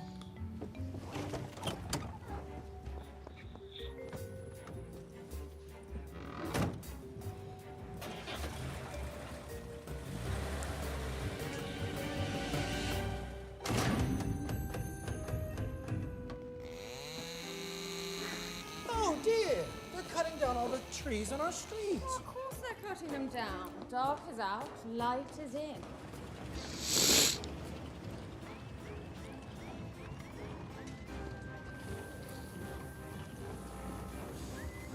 The heck? Have a wonderful lunch, Mrs. Squalor. And remember, there's still a citywide manhunt going on to catch Count Olaf. So sorry, please, to keep you waiting, please. I was not on phone call in phone call room. Oh, it is so drafty in here. Oh. Bro. Some help, please. A little help. Oh my gosh. Limousine, good afternoon. My name's actually Abraham. It seems our sources are correct. Only Count Olaf would feel the need to hide under a cape. Jacqueline, it's as we suspected. Count Olaf is hiding the Quagmires at 667 Dock Avenue until the citywide... 667? He and the Okay. squatters are going to lunch. We'll take it from here, you take it from there. Who's we? The new recruit, that's who. Good. We need all the help we can get.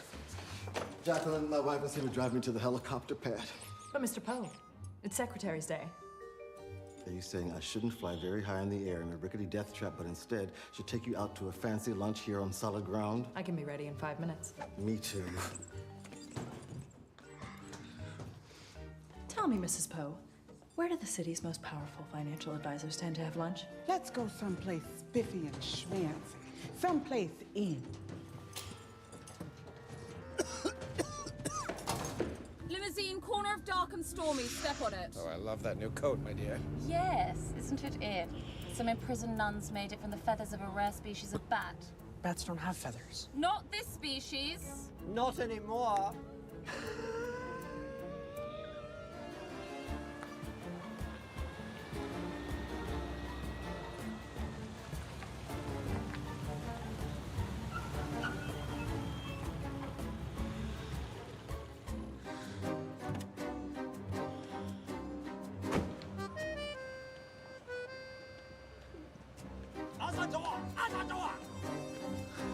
Bro, what?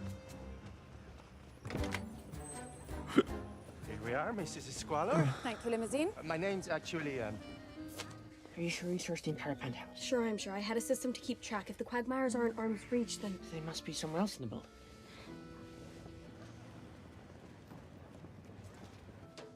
Welcome to Herring Houdini.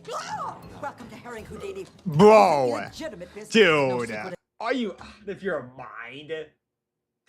Dude, what? It's almost a sister! Agenda behind it whatsoever. Welcome to Herring Houdini, home. Oh my god. Everything here has been prepared for you. And very quickly, but not because we got a phone call 5 minutes ago. For the children, we offer a tour of the kitchen. Where they'll probably not be thrown into a burlap sack. And for the adults. Vodka martinis? Which don't have any sleeping potion in them at all. Mr. Squalor, we can't eat here. The sounds perfect, please, yes. I don't like to argue. I'll let my wife decide. Vodka in a martini. Are we living in garbage? Yes. Yes! Yes! Yes! Isn't this a fine kettle of fish? Limousine, take us to a restaurant that is actually in. Yes!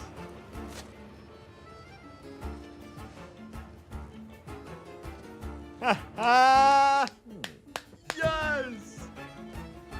Yes!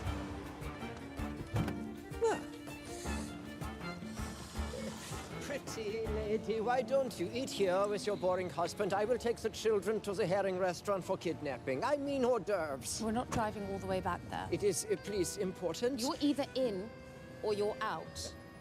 Besides, just look at this place. Daily Punctilio says it's the innest thing since that bakery on Ninth Street. Ah, sliced bread. Cafe Salmonella. You're going to love the theme. That was way better. Hello, I'm Larry, your waiter. Welcome to Cafe Salmonella, the city's innest restaurant, and the only restaurant serving an all-salmon menu, including beverages and table linens. It's that same waiter. He's everywhere we go. He's always trying to help us. Larry, I think I am feeling queasy, please, and I need to run back to Pretty Lady's apartment where there is nothing hidden, by the way. Nonsense, sir. We've had the menu translated especially for our foreign guests. And what language did you have it Yeah, translated into, please? The one you speak most fluently. Yeah, well. I speak all of them hella fluently. Then there's nothing to worry about.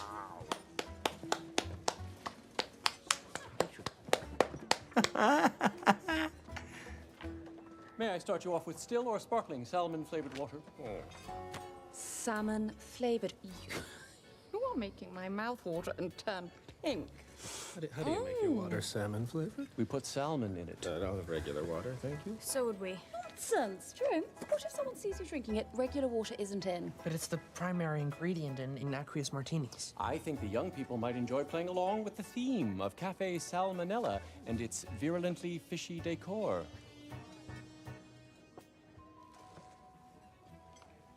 We just wish our friends could be here enjoying it with us. That's perfectly understandable. It's quite a quagmire to be stuck in a fashionable apartment while others are enjoying the escape of a glamorous meal. Can you be any more specific? You can sit tight for a long lunch, and everything will be taken care of by your loyal waitstaff. Allow me to suggest a 46-course tasting menu designed especially for persons living in a 46-story building. It is a nice, slow, leisurely meal that keeps people in their seats until everyone has been successfully rescued. My brother once said suspicious activity is like good jazz. We'll know it when we hear it. We have agents making sure Count Olaf's lunch will take as long as possible, giving us time to search the building. All 46 stories.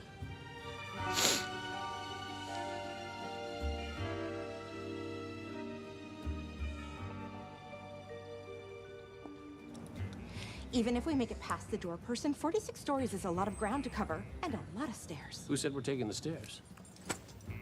How long do we have? As long as it takes rich people to eat lunch. Rich people have lunch. Wait until the readers of the Daily Punctilio see this. Esme Squalor dining at Cafe Salmonella with 3 orphans and a handsome foreign man. And her husband. Not pictured. Je m'appelle. Ooh, continental. Yo, Man, what I'm the? so happy to see you and in such safe and stylish circumstances. An unemployed librarian recently wandered into my office who had her doubts about you living in high society. But now that I see you eating in a stylish restaurant, I know that you will be properly cared for by the city's 7th most powerful financial advisor. Six. Most. Mr. Poe, it's very important that we speak with you. And it's very important that I speak with the lady with the flashy camera. Is true, please, that you are deciding which restaurant is in and which restaurant is out? The Daily Punctilio has an impeccable reputation. We correctly predicted the outcome of 2 of the last 9 elections. Would you like a hot tip on the next restaurant to be in? From a handsome foreign man, do tell. Right this way.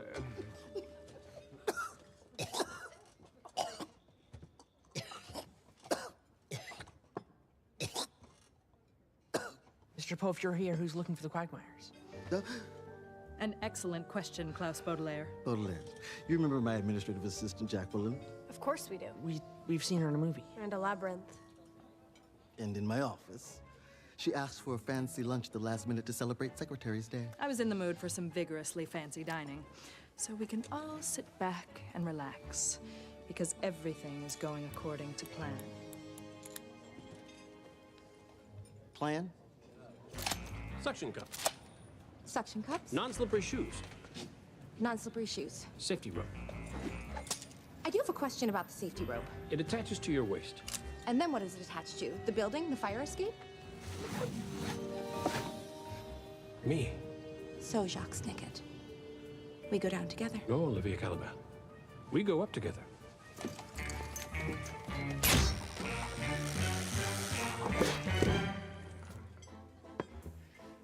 I'm back! Oh, did I miss the entire lunch? You didn't even miss the first course, which is creamy salmon soup with a hint of salmon in the eye of a salmon hidden in the bottom of the bowl. Keep your eyes peeled.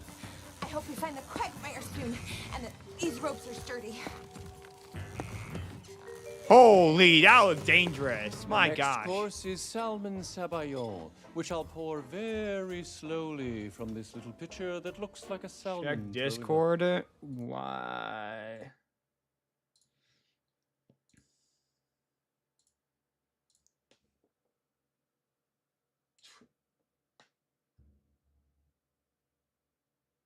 Ah.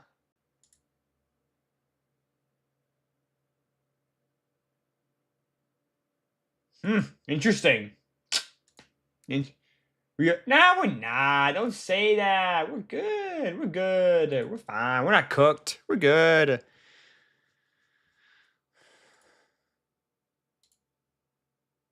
We're fine. I'm not worried. I'm not worried. I'm not worried.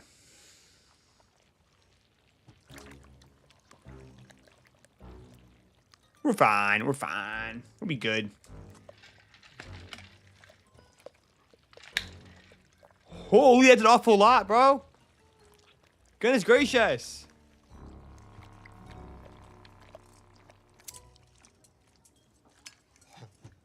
I just want to sort of dance this around a little bit.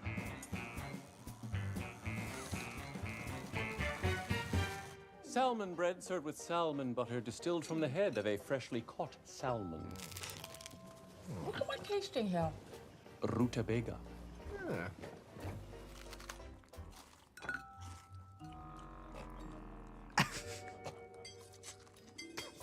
The life cycle of the salmon is not unlike the life cycle of human beings, in that it begins in cozy circumstances, gets progressively colder, and often ends in suffering and tragedy.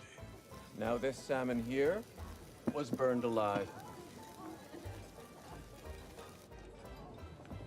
One of the most difficult aspects of a salmon's life cycle is when they swim upstream to spawn, a word which here means spend quality time with the salmon they love most. Swimming upstream is a very difficult thing to do because it means that you are swimming against the current. The Baudelaires felt as if they were swimming upstream at Cafe Salmonella, and not just because they were surrounded by so much salmon. Gravlocks. Gravlocks? Salmon. They were swimming upstream and against the current of everyone believing that Count Olaf was really a foreign man named Gunther. Gunther, your culture is so interesting. Not like those other countries that make me feel guilty or uncomfortable. Jerome, have you noticed anything about Gunther? He has a bit of an accent. Something more suspicious than an accent.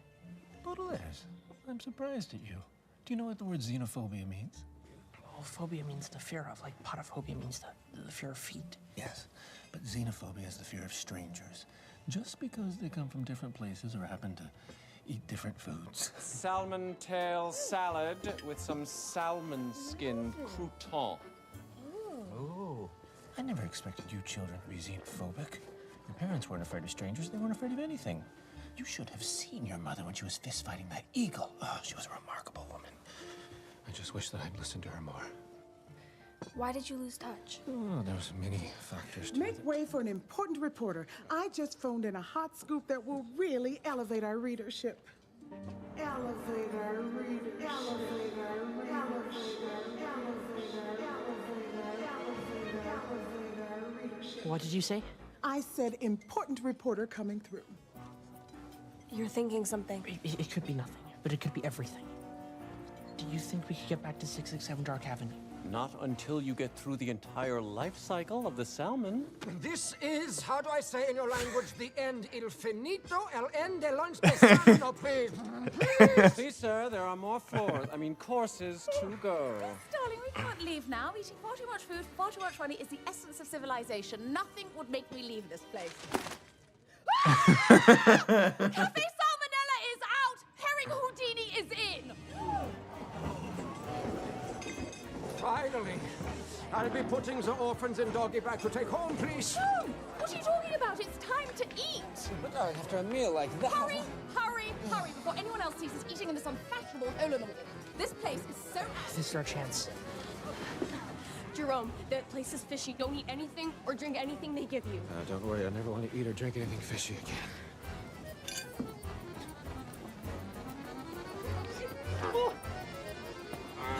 It's no use! We're swimming upstream!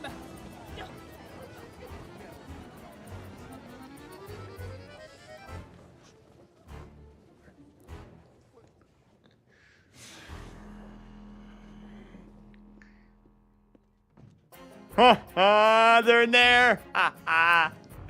They're in the fish thing. Donner, party of 5, Donner. Oh, you've done it again, Eleonora. Look at this crowd. Every journalist knows that when a foreign man gives you a hot tip, you should believe him without question. Right this way, rich people. Nah. And you're absolutely certain there's no herring in this? I promise. Oh, thank God. This isn't working. We need to shut this place down. Are you kidding me? We're booked for February. Never mind that. Where are the orphans? Ow.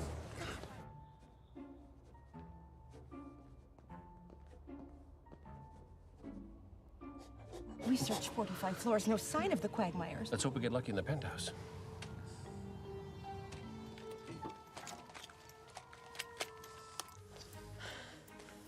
What Mrs. Poe said about elevators got me thinking.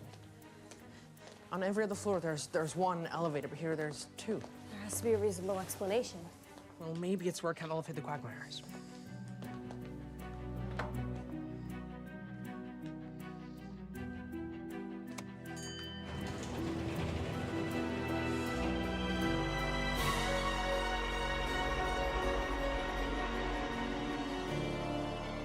No. No platform, no console, no cables or electromagnetic braking system. There's no elevator at all. The elevator's ersatz. It's just a long, dark tunnel. A shaft. The Quagmires got kidnapped while trying to help us. It's our fault they're gone. It's not our fault. It is our fault if we don't rescue them. We will.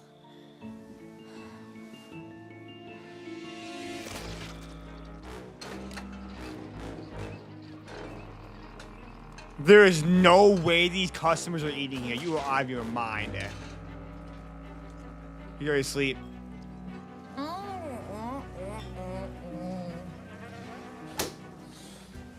This food is so much better than all that other delicious food at that other place.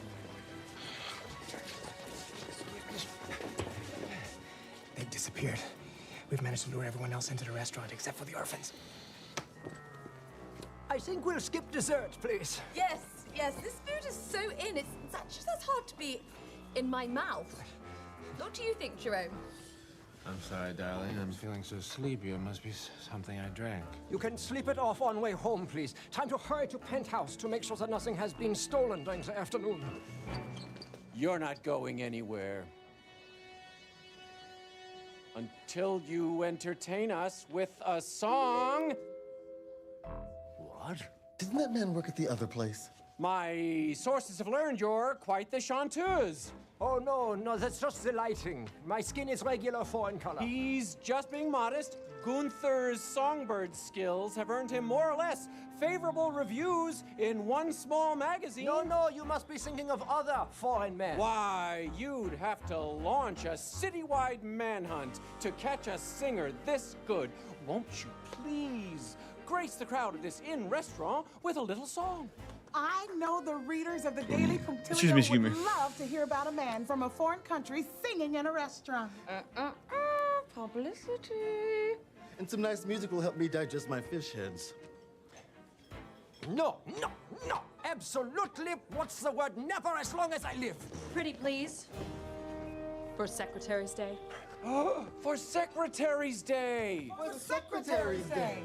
For Secretary's Day! For Secretary's Day! For Secretary's Day! For Secretary's Day! For Secretary's Day! For Secretary's Day! For Secretary's Day! For Secretary's Day! F you insist.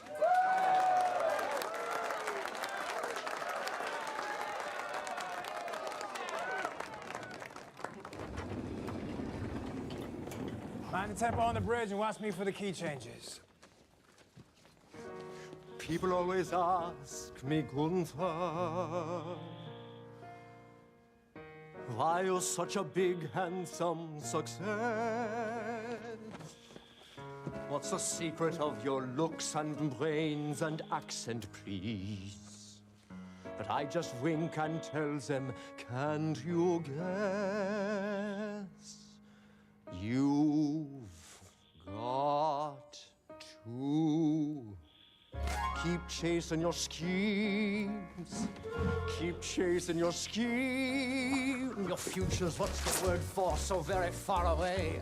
Looking closer month by week, I mean day. You'll be in charge of all the new regimes if you keep chasing your schemes. The world is hunting you down like a criminal, but now your chances of failure are minimal.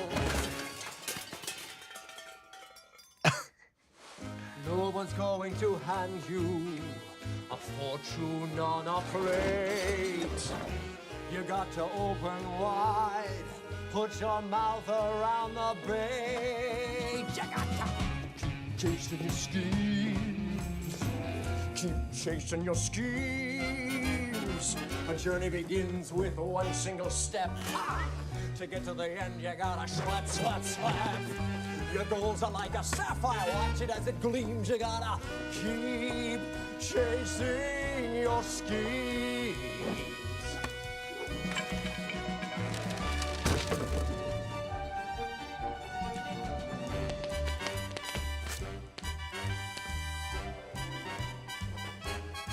Let's hear it for the band!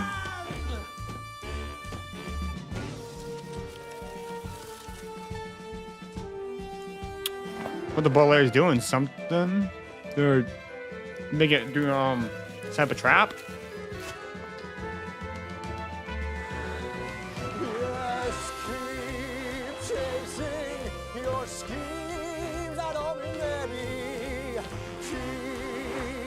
chasing your schemes, you ugly baby.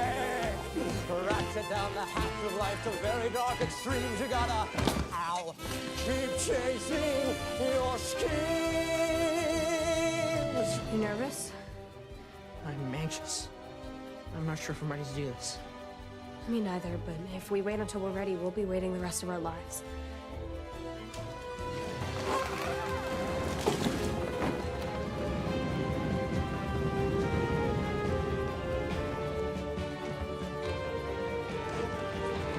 Duncan! Isadora!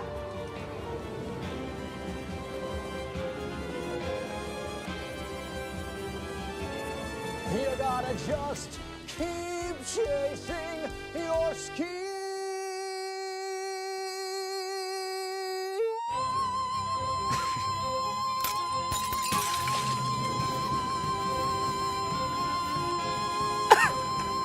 There they are! Ah! Dadgum! Alright, let's watch another episode. Why not? Look away, look away, look away, look. We didn't find the Quagmires. Not yet. They could be anywhere. Anywhere but 667 Dark Avenue, so we learned something. Not enough. Those poor children.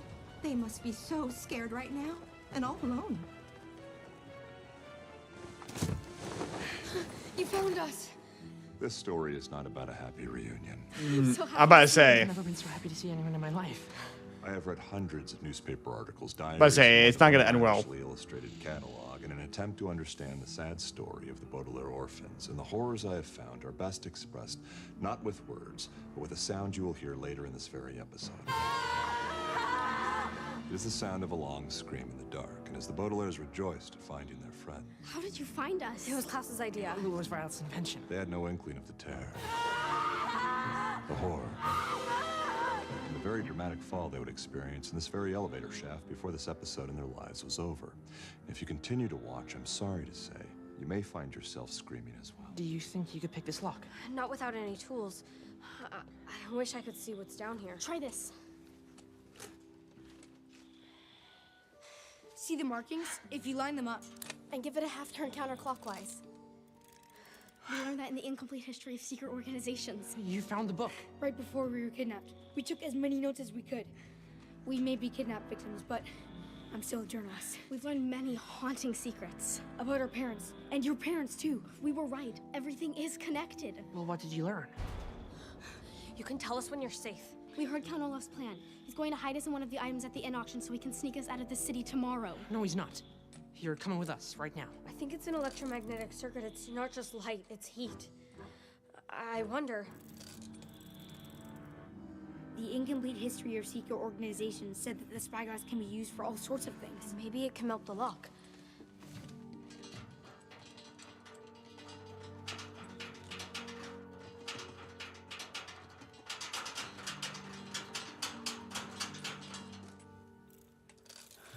Did it melt? No, it just got hotter. It's not gonna work. I can feel it overheating. There must be something else down here you can use. Can you hand me that newspaper?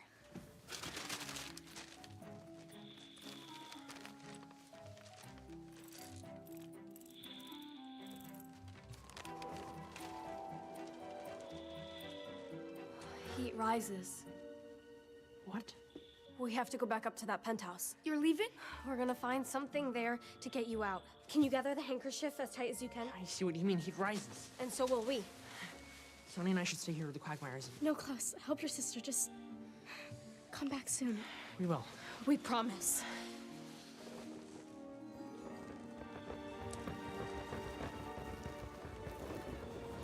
I have a feeling this is not gonna end well. You saved us at Proof Front Prep. This is gonna go sideways, bro. Lost clutches if it weren't for you. So I'm sure you know. What? Friends are for.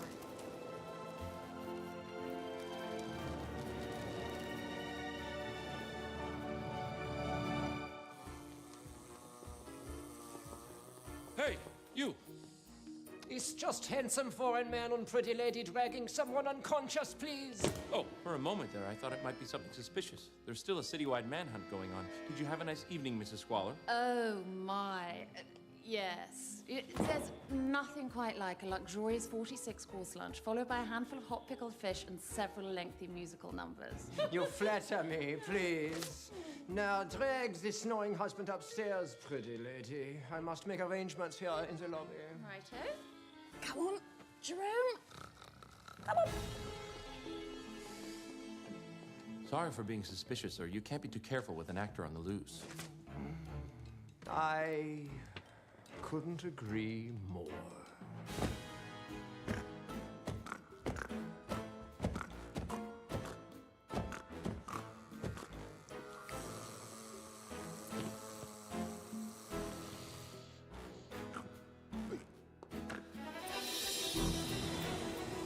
Dude, I know this is not gonna end well. I know it's not. I know it's not. It's gonna go sideways. Watch, I'm calling it, bro.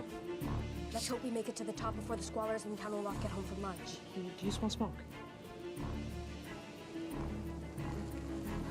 The handkerchief. The fabric is burning.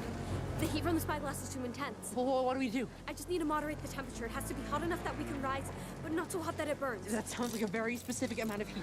How far from the top are we? Not close enough. How high up from the ground are we? I'm gonna fix this.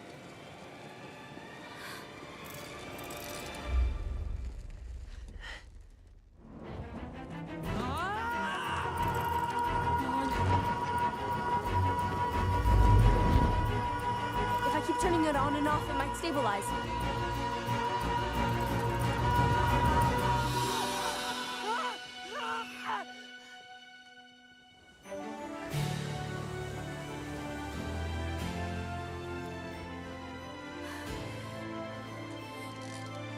Okay.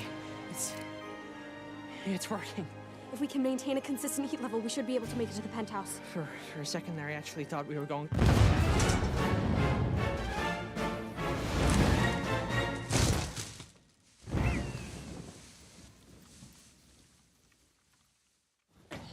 Oh my gosh. Sonny. Come on, I saw a circular saw when I searched the penthouse. We can use it to cut through the bars. Olaf. He can't know we found them.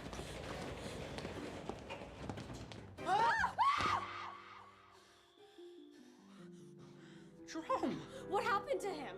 Nothing to worry about, darlings. He just collapsed in the middle of dinner. Collapsed? Well, sound asleep. You should be asleep too. It's whatever time it is. Is Gunter here? No.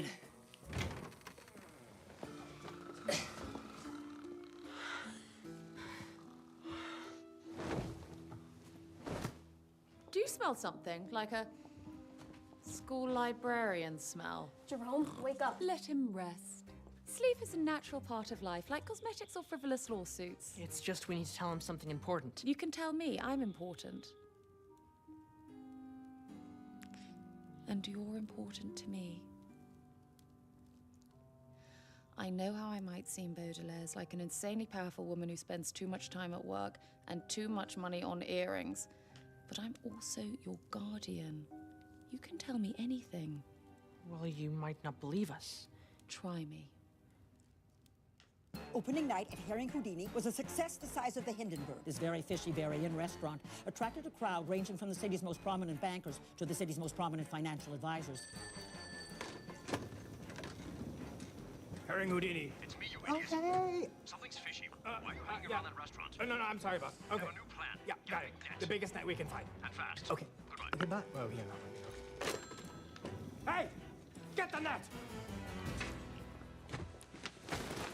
This is terrible. Let me see if I understand. Gunter is actually Count Olaf in disguise. Yes, his boot covers up his tattoo and his sunglasses hide his one eyebrow. And he has hidden your friends at Quagmire's in a cage at the bottom of my elevator shaft. Yes, there's no elevator behind those doors. It's Erzat's. Gesundheit. And he is planning to sneak the Quagmires out of town at the inn auction by hiding them inside one of the items of this glossy but classy catalogue. Real. This is the least in thing I have ever heard. complicated plot, and I'm surprised that young children such as yourself were able to figure it out. Your bravery and smarts are truly remarkable. I need a drink. Parsley soda.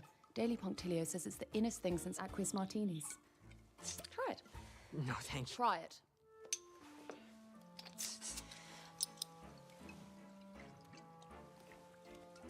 What do you think? It tastes like parsley. Isn't it remarkable? I taste the same thing. Mrs. Squalor. Esme. Esme. I know what you're going to say. There isn't time to sit around drinking savory beverages. We've got to rush right out and put an end to this terrible scheme. We will have Gunter arrested and the Quagmires set free.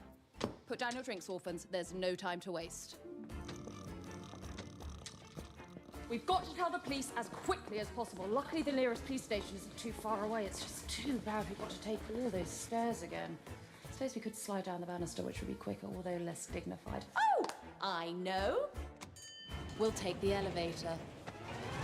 In times of dire circumstance, I have to remind myself that whatever distress, heartbreak I might be experiencing, I can take some comfort that I am not, as the Baudelaires once were, falling down an elevator shaft for what seemed to be an interminable amount of time.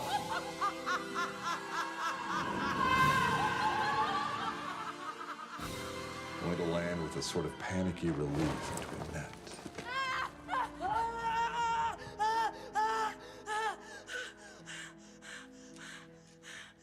We're okay, we're okay. What? We're okay, we landed in a net, we're okay. We're not okay, Klaus. We're not half okay. We're not even 1/27th okay. Our friends are still kidnapped, and our guardian just threw us down an elevator shaft. We're alive. You are alive, Baudelaire, but you are definitely not okay. You and the Quagmires are going to be smuggled out of town, and I can guarantee that you orphans will never be okay again. What?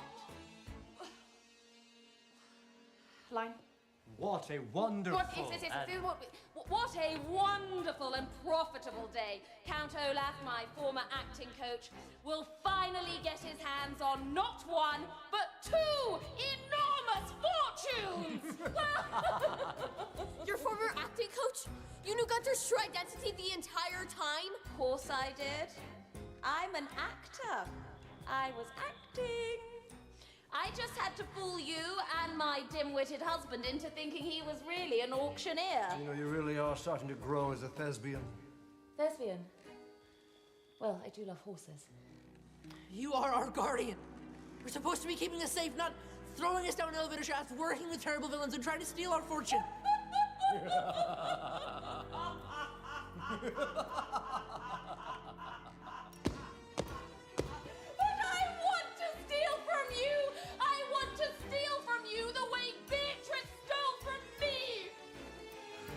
What did you say? I feel like I barely know anything about any of this. Then let me bring you up to speed. The Quagmire kidnapping is a result Are you of a murder, kidding which is me? a result of an arson, which is a result of a moving violation, a misdemeanor, 2 poisoned darts, 3 civil suits, and a stolen object. The world is more complicated than I thought. That usually ends up being the case. Maybe I'm not cut out for this. Maybe I should just go back to my library where things are safe and well organized, if also lonely and unfulfilled. As a cab driver, I have to take you anywhere you want to go. But as a volunteer, I don't want to take you back to Proof Rock Prep. You're needed, Olivia Caliban. Why? I could show you. But once you see it, it'll be hard to turn back. Well, is it far? I'll have to turn back. Hang on to something sturdy.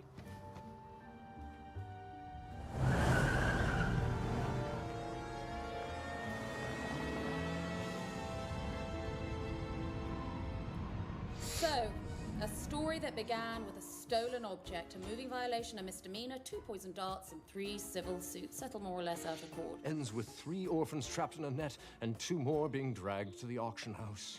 I love a happy ending. It's like Wuthering Heights, which I never read. Olaf, darling, it's been so lonely living in a penthouse with nothing but an insane amount of wealth and luxury, and a husband I married for complicated reasons, and also an elevator. If I'd known adopting the Baudelaires would bring me back into my life, I would have orphaned them myself. To the star of a city-wide manhunt and the incredibly stylish woman who found him again after all this time. To us, my darling, and to the taste of victory. What's in this? It's Parsley, darling. Parsley soda. Parsley? Why would... I've never even heard of banana daiquiris. Bananas aren't in. Oh, well, we'll see about that.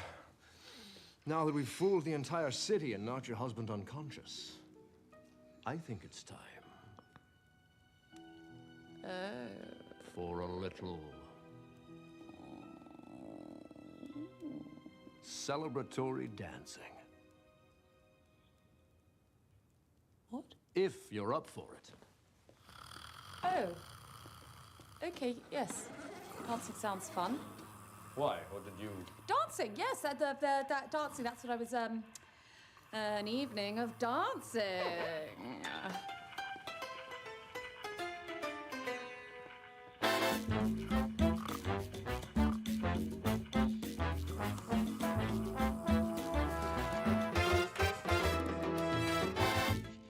Duncan! Isadora! Where are the answering? Maybe Olaf took them away when he set up this net, but we won't know for sure unless we go down there. We could use this net as a climbing wall. It might not be long enough or strong enough. If we can't go down, can we go up? The piping is too small to grip. Unless you have very small hands. Sonny, no! Sonny, it's too dangerous! Sonny! Oh my gosh, the... Sonny, no! Sonny!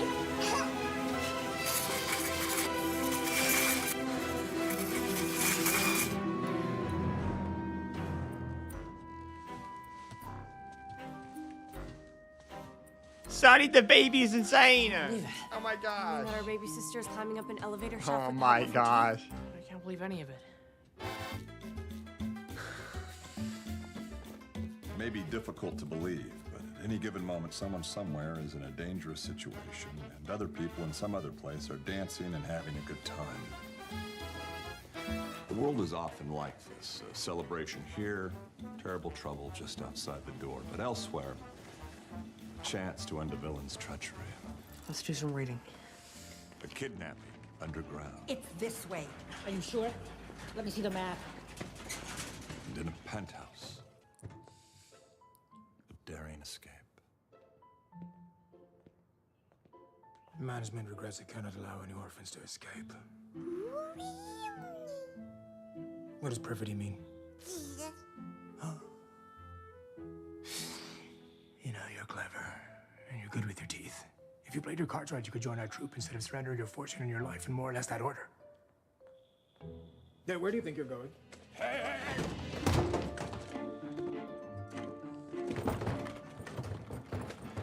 Let's go, baby Sonny!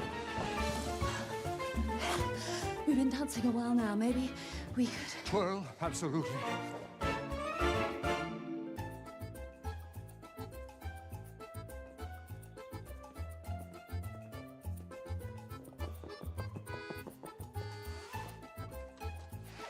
Oh, son. Wait. Oh. Yeah. Oh. He's gonna bite. Darling, these boots must be killing you. Why don't you unlace them and... High kick, I couldn't agree more.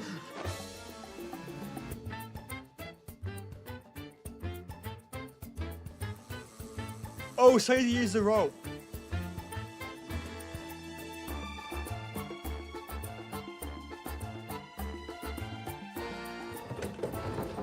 I'm coming for you, baby! Do you hear something? It's probably the maracas.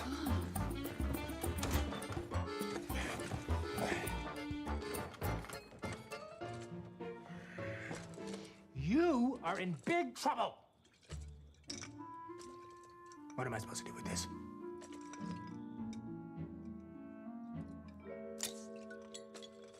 Oh. Hello! You're not bribing your way out of this. How am I going to explain to the boss why you're not in that elevator shaft, huh? Oh, well, that worked out. I think I found something. VFD. It's what the Quagmire said when they were kidnapped. I think it must be important. Then Lot 49 must be the item that Count Olaf is using to smuggle them out of town. But what does VFD stand for? I wish I knew.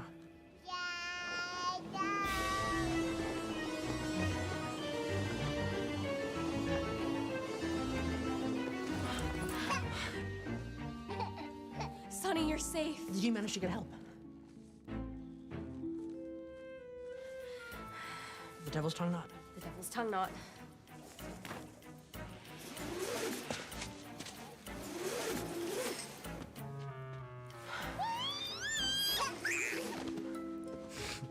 They're gone. We left them alone, and we've lost them again. We haven't lost them yet.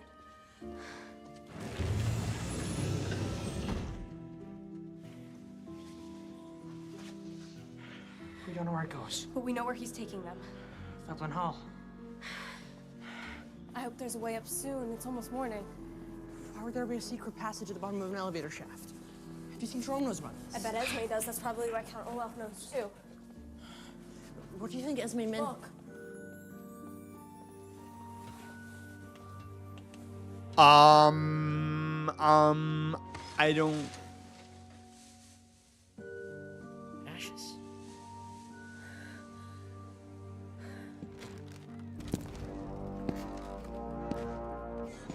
That was Count Olaf. Are you sure?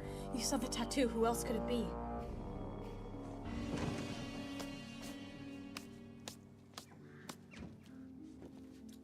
Now I know. Now you know. But a sugar bowl? A sugar bowl. It's hard to believe something so small could cause so much wreckage and devastation. Or the loss of so many lives. I'm not gonna lie. What we do is dangerous. I've lost friends, associates, even a brother. Then why do it? Someone has to take up the torch. There are fires all over Olivia Caliban, and we need people who know how to put them out. I believe you are one of those people. This story started with a sugar bowl stolen from Esme Squalor, but it can end with Count Olaf. So you're with us? I'm with you. To the bitter end? Is the end going to be bitter? We won't know until we get there. How fast can we get there? How fast can you drive?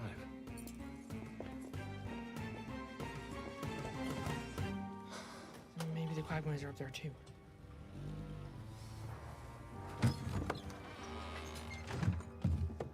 Oh, it led them to there. Oh my, wow. Wow. Wait, is that their parents' home that they destroyed the fire? It is.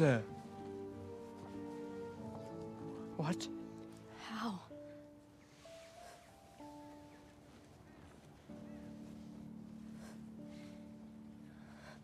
It's our home. Why would there be a secret tunnel from an elevator shaft at 667 Dark Avenue to our home?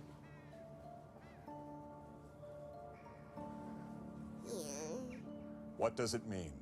I wish I could answer Sonny Baudelaire's important question.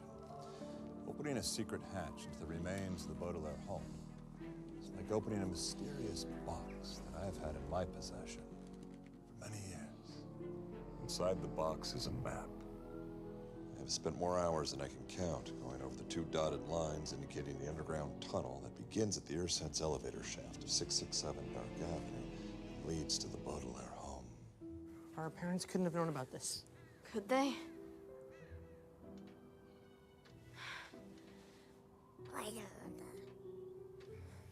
Sonny's right. We better hurry. The auction already started. The auction, please, has started. As you can see, lot numero 10 is a wanted poster for a notorious, good-looking villain named Count Olaf. Let's start it at 5. Do we hear 5? 5. Is that a no? 4.5. It's beautiful poster. Maybe we could throw in a pack of gum. Ooh, right here. Send a pack of gum.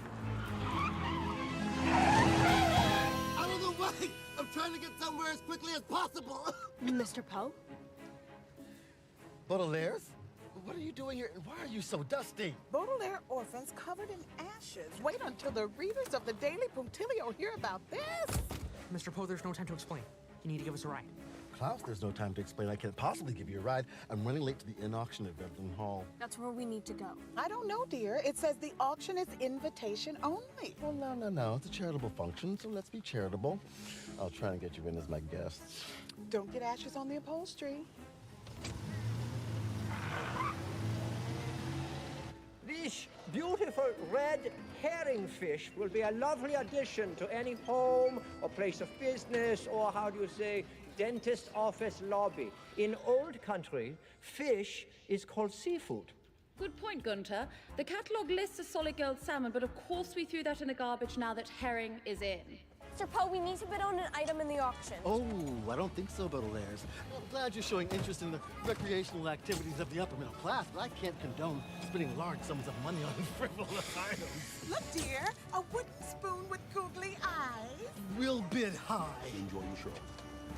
Hold there. You're not on the list. Colonel Olaf wants us captured, right? Well, if you let us in. That's kind of like capturing us. I need to think about this. Excuse me, but we're wealthy and don't like to wait. I hear 8.5. 8.5, please, from Mr. Fellini. I would like to bid on that red herring for the restaurant Herring Houdini, where I work. Sold to restaurant person for indeterminate amount of money, which will be paid later. Next item is lot 48, a vase adorned with flower things. It's very fragile, very in.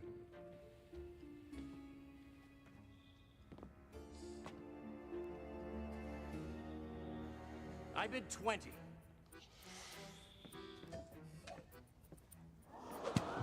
We proceed as normal, please, with the crying of lot 49. Lot 49, that's VFD. We're not too late.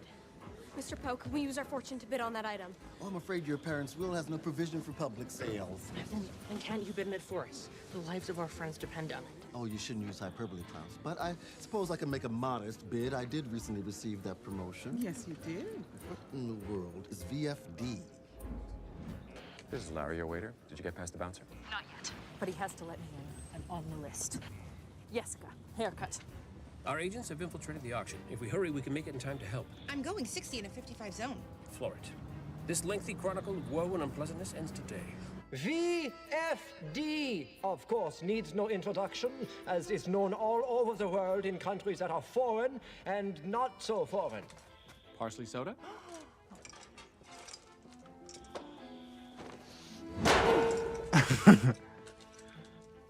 As you see, is prime He just specimen. knocked him out. Is VFD, very large, with a few air holes poked into the top at the last minute. Ladies, please turn the box around on all sides so everyone can see with their eyes all of the angles. Actually, I identify as a man. Where is women of advanced age, please? And the other guy, one with, how do you say, alternative fingers? Let's start the bidding. Yes, Gunther. That's what any legitimate auctioneer would do. Very well, please. What is, please? First bid, please, please. I bid 20. 50. 55. We have a bid of 55 from unhelpful banker. 60. You're bidding against. Bro, can you stream somewhere else so we can watch? What? Bro, can you stream somewhere else so we can watch? I'm good. It looked nice in the powder room. 70. 80. 90. Oh, goodness, Baudelaire, this is getting very expensive. Are you sure you want VFD? I don't know why you would say that, but Very well, then. whatever. 100. And that's my final offer. 112. 113. 119. 121. 120. Darling, 120 is less than 121. It is? Yes. Okay, sorry. I bid 200. What do I care? It's not my money. I'm sorry, Baudelaire, but I cannot possibly let you bid any higher. I don't want to spoil you. Yeah, let someone else have a turn. I have bid of 200, please, from someone who will be yelled at later. Pack it up and take it away, please. Not so fast! Jerome? Yes, darling, I'm sorry I'm late. I just cannot get out of sofa this morning. It must have been something I ate. I've had some pickled herring problems myself. Hello, everyone. I'm Jerome, and I am proudly one of the legal guardians of Violet, Klaus, and Sonny Baudelaire. And in the short time that these three children have been under my care, I have been impressed with their intelligence, their fortitude, and their charm. At least during the hours I was awake. They're noble children, just like their parents. Therefore, if they're interested in a large cardboard box with air holes poked in it, I'm gonna do everything I can to make sure they get it. 204. Jerome, darling love of my life, don't be an idiot. You know nothing about what is going on at 205. Esme, love of my life. I am tired of being treated this way. 206. Well, maybe I'm tired of you. 207. No. Maybe I'm tired of both of you. 208. I'm tired of failure and hopelessness in the face of misery and doom. 209. I'm tired of self-indulgent existential crises and an overabundance of hardcover books. 210. 212. You're not on the list. 213. I have a splitting headache. 214 and a half. I have a degree in welterweight boxing. 215. So do we. 216. Ooh, why my secretary is fighting with those two old ladies. 217. 280 that I took from my husband's wallet. 290. 11. I have 11:15 from person I no longer have to yell at. Going once, going twice. What did she say? She said 1,000. Oh. How in the world did Sonny get that kind of money? When the children were in boarding school, Sonny worked as a receptionist, but I had no idea her salary was that high. The bid is 1,000. Please. Let the little baby give the big money to the pretty lady, and now the action is over. The only thing that's over is your horrible plan. How dare you? You can't open this box until you give me the money. That's illegal. What's illegal is auctioning off children. Not everywhere. Soon the whole room will see that you've broken the law and our friends are trapped inside this box. The Quagmires? Wait till the readers of the Daily Punctilio hear about this! Baudelaire! Duncan! Isadora! Quagmires! Quagmires!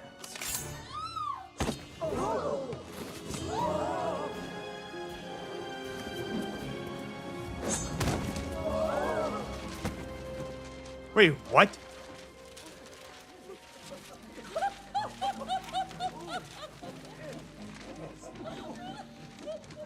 Doilies? Inside the box were doilies. Oh, of course, Baudelaire's very fancy doilies. What else could VFD stand for? Yes. What in the world, please, could VFD stand for? Dusty orphans. Yes. Someone put these children in a long black automobile. They're dirty and their clothes are frayed. So are his. Afraid? I'm afraid not. Whoa! Here's a tattoo of an eye on his ankle. He's not a foreigner at all. Arrest this man at once! Until the readers of the Daily Punctilio read about this!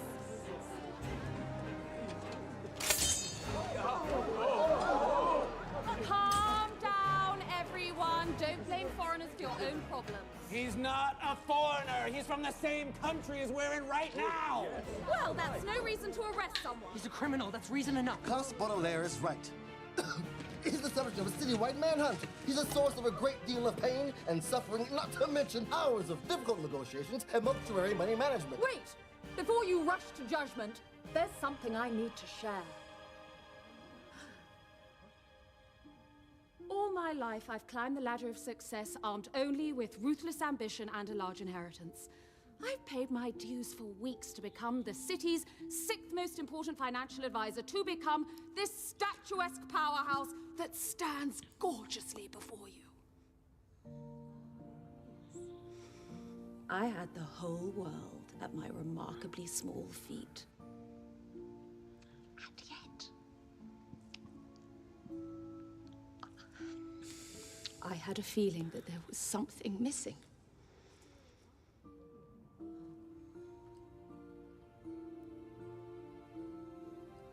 It wasn't until I opened my home to 3 orphans that I realized just exactly what it was. She really mean that? It was Count Olaf. He's a genius. He's a wonderful acting coach, and he's back in my life after many lonely and incredibly successful years, helping me pursue single-minded, cold-hearted, perhaps slightly overzealous revenge.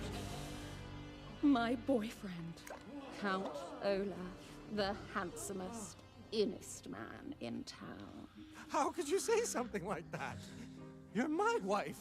And besides, ruthless kidnappers aren't in. How right you are. We're not in. We're out. Out of the city, that is. Come on, Esme! Don't let the despicable man escape for a 6th time! It's all over for you, Olaf. Veblen Hall is the end of the line.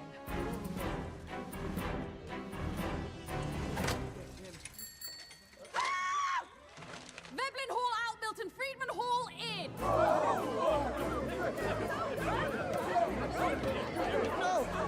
No! We better clear up before we're swimming upstream. What about Count Olaf? I know where to find him. Veblen Hall might be the end of the line. It's the start of the top.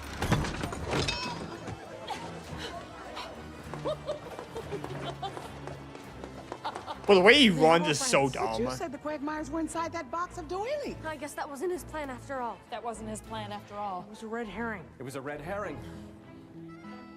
Red herring. Red herring!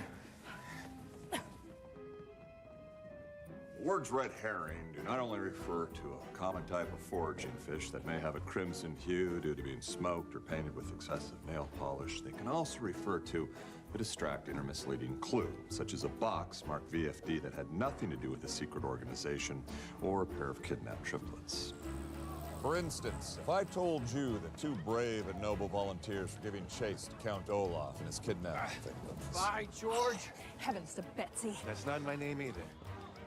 That would be a red herring, because it would imply that Olaf was about to be captured, which I'm sorry to say was not the case.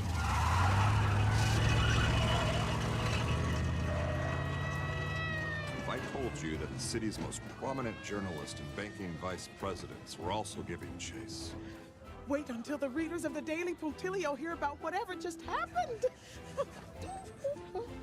That would be a red herring, because it would imply that the Quagmires were about to be rescued, which I am sorrier to say was also not the case. Duncan, Isadora! If I told you that the Baudelaires were about to be offered a safe home, that would be a red herring too. Baudelaires! Baudelaires! It's not safe for you to chase after a dangerous villain or her boyfriend. We need to rescue our friends. Let the authorities take care of that. It's a citywide manhunt. Count Olaf was here the whole time and the authorities didn't notice. Don't be so hard at them. You yourselves didn't recognize Count Olaf until it was far too late. But I am awake now from Esme's treachery and after a very long nap, and I am still your guardian. And from now on, I promise you can forget all about Count Olaf. We'll never forget about him. We will never forget about our friends. We have to rescue them. And find the truth about the underground tunnel between your elevator and our house. You are in far too much danger, Baudelaires. I know you're worried about your friends. I know.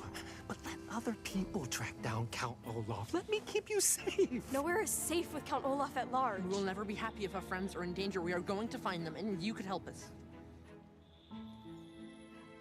Please? I wish I had your courage. Your mother always said I wasn't brave enough. I guess she was right. She was also right about Esme, who only married me for my underground tunnel. I wish you luck. I think you're going to need it.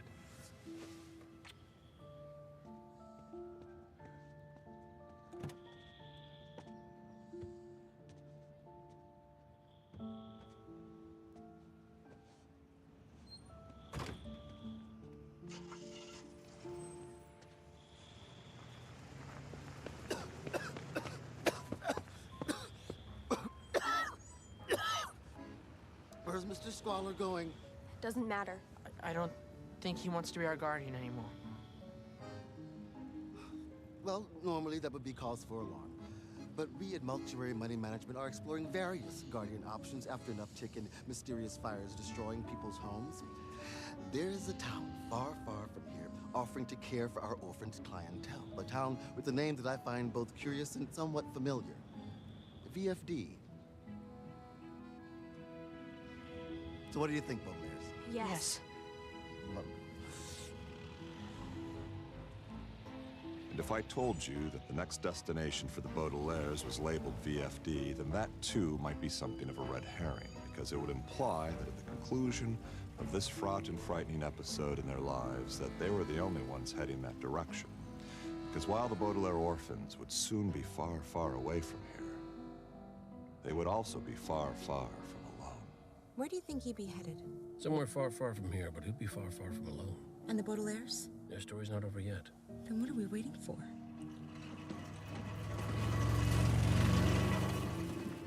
A red herring. That's Count Olaf.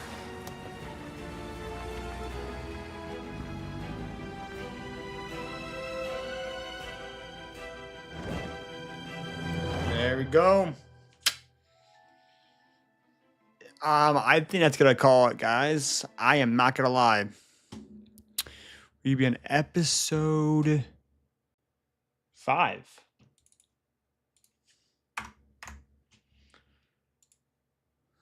Interesting.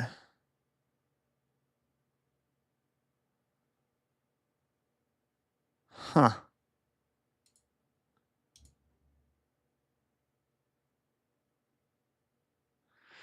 All right, all right. Well, I'm gonna end the stream here because it's almost midnight and I'm not gonna keep. I don't want to watch an episode. I don't. Nah, this is good. This is a good place to stop here. Thank you all for watching, and have a great rest of your night. I will see you guys probably tomorrow night for another stream. I work tomorrow, but I will see you guys probably again for this.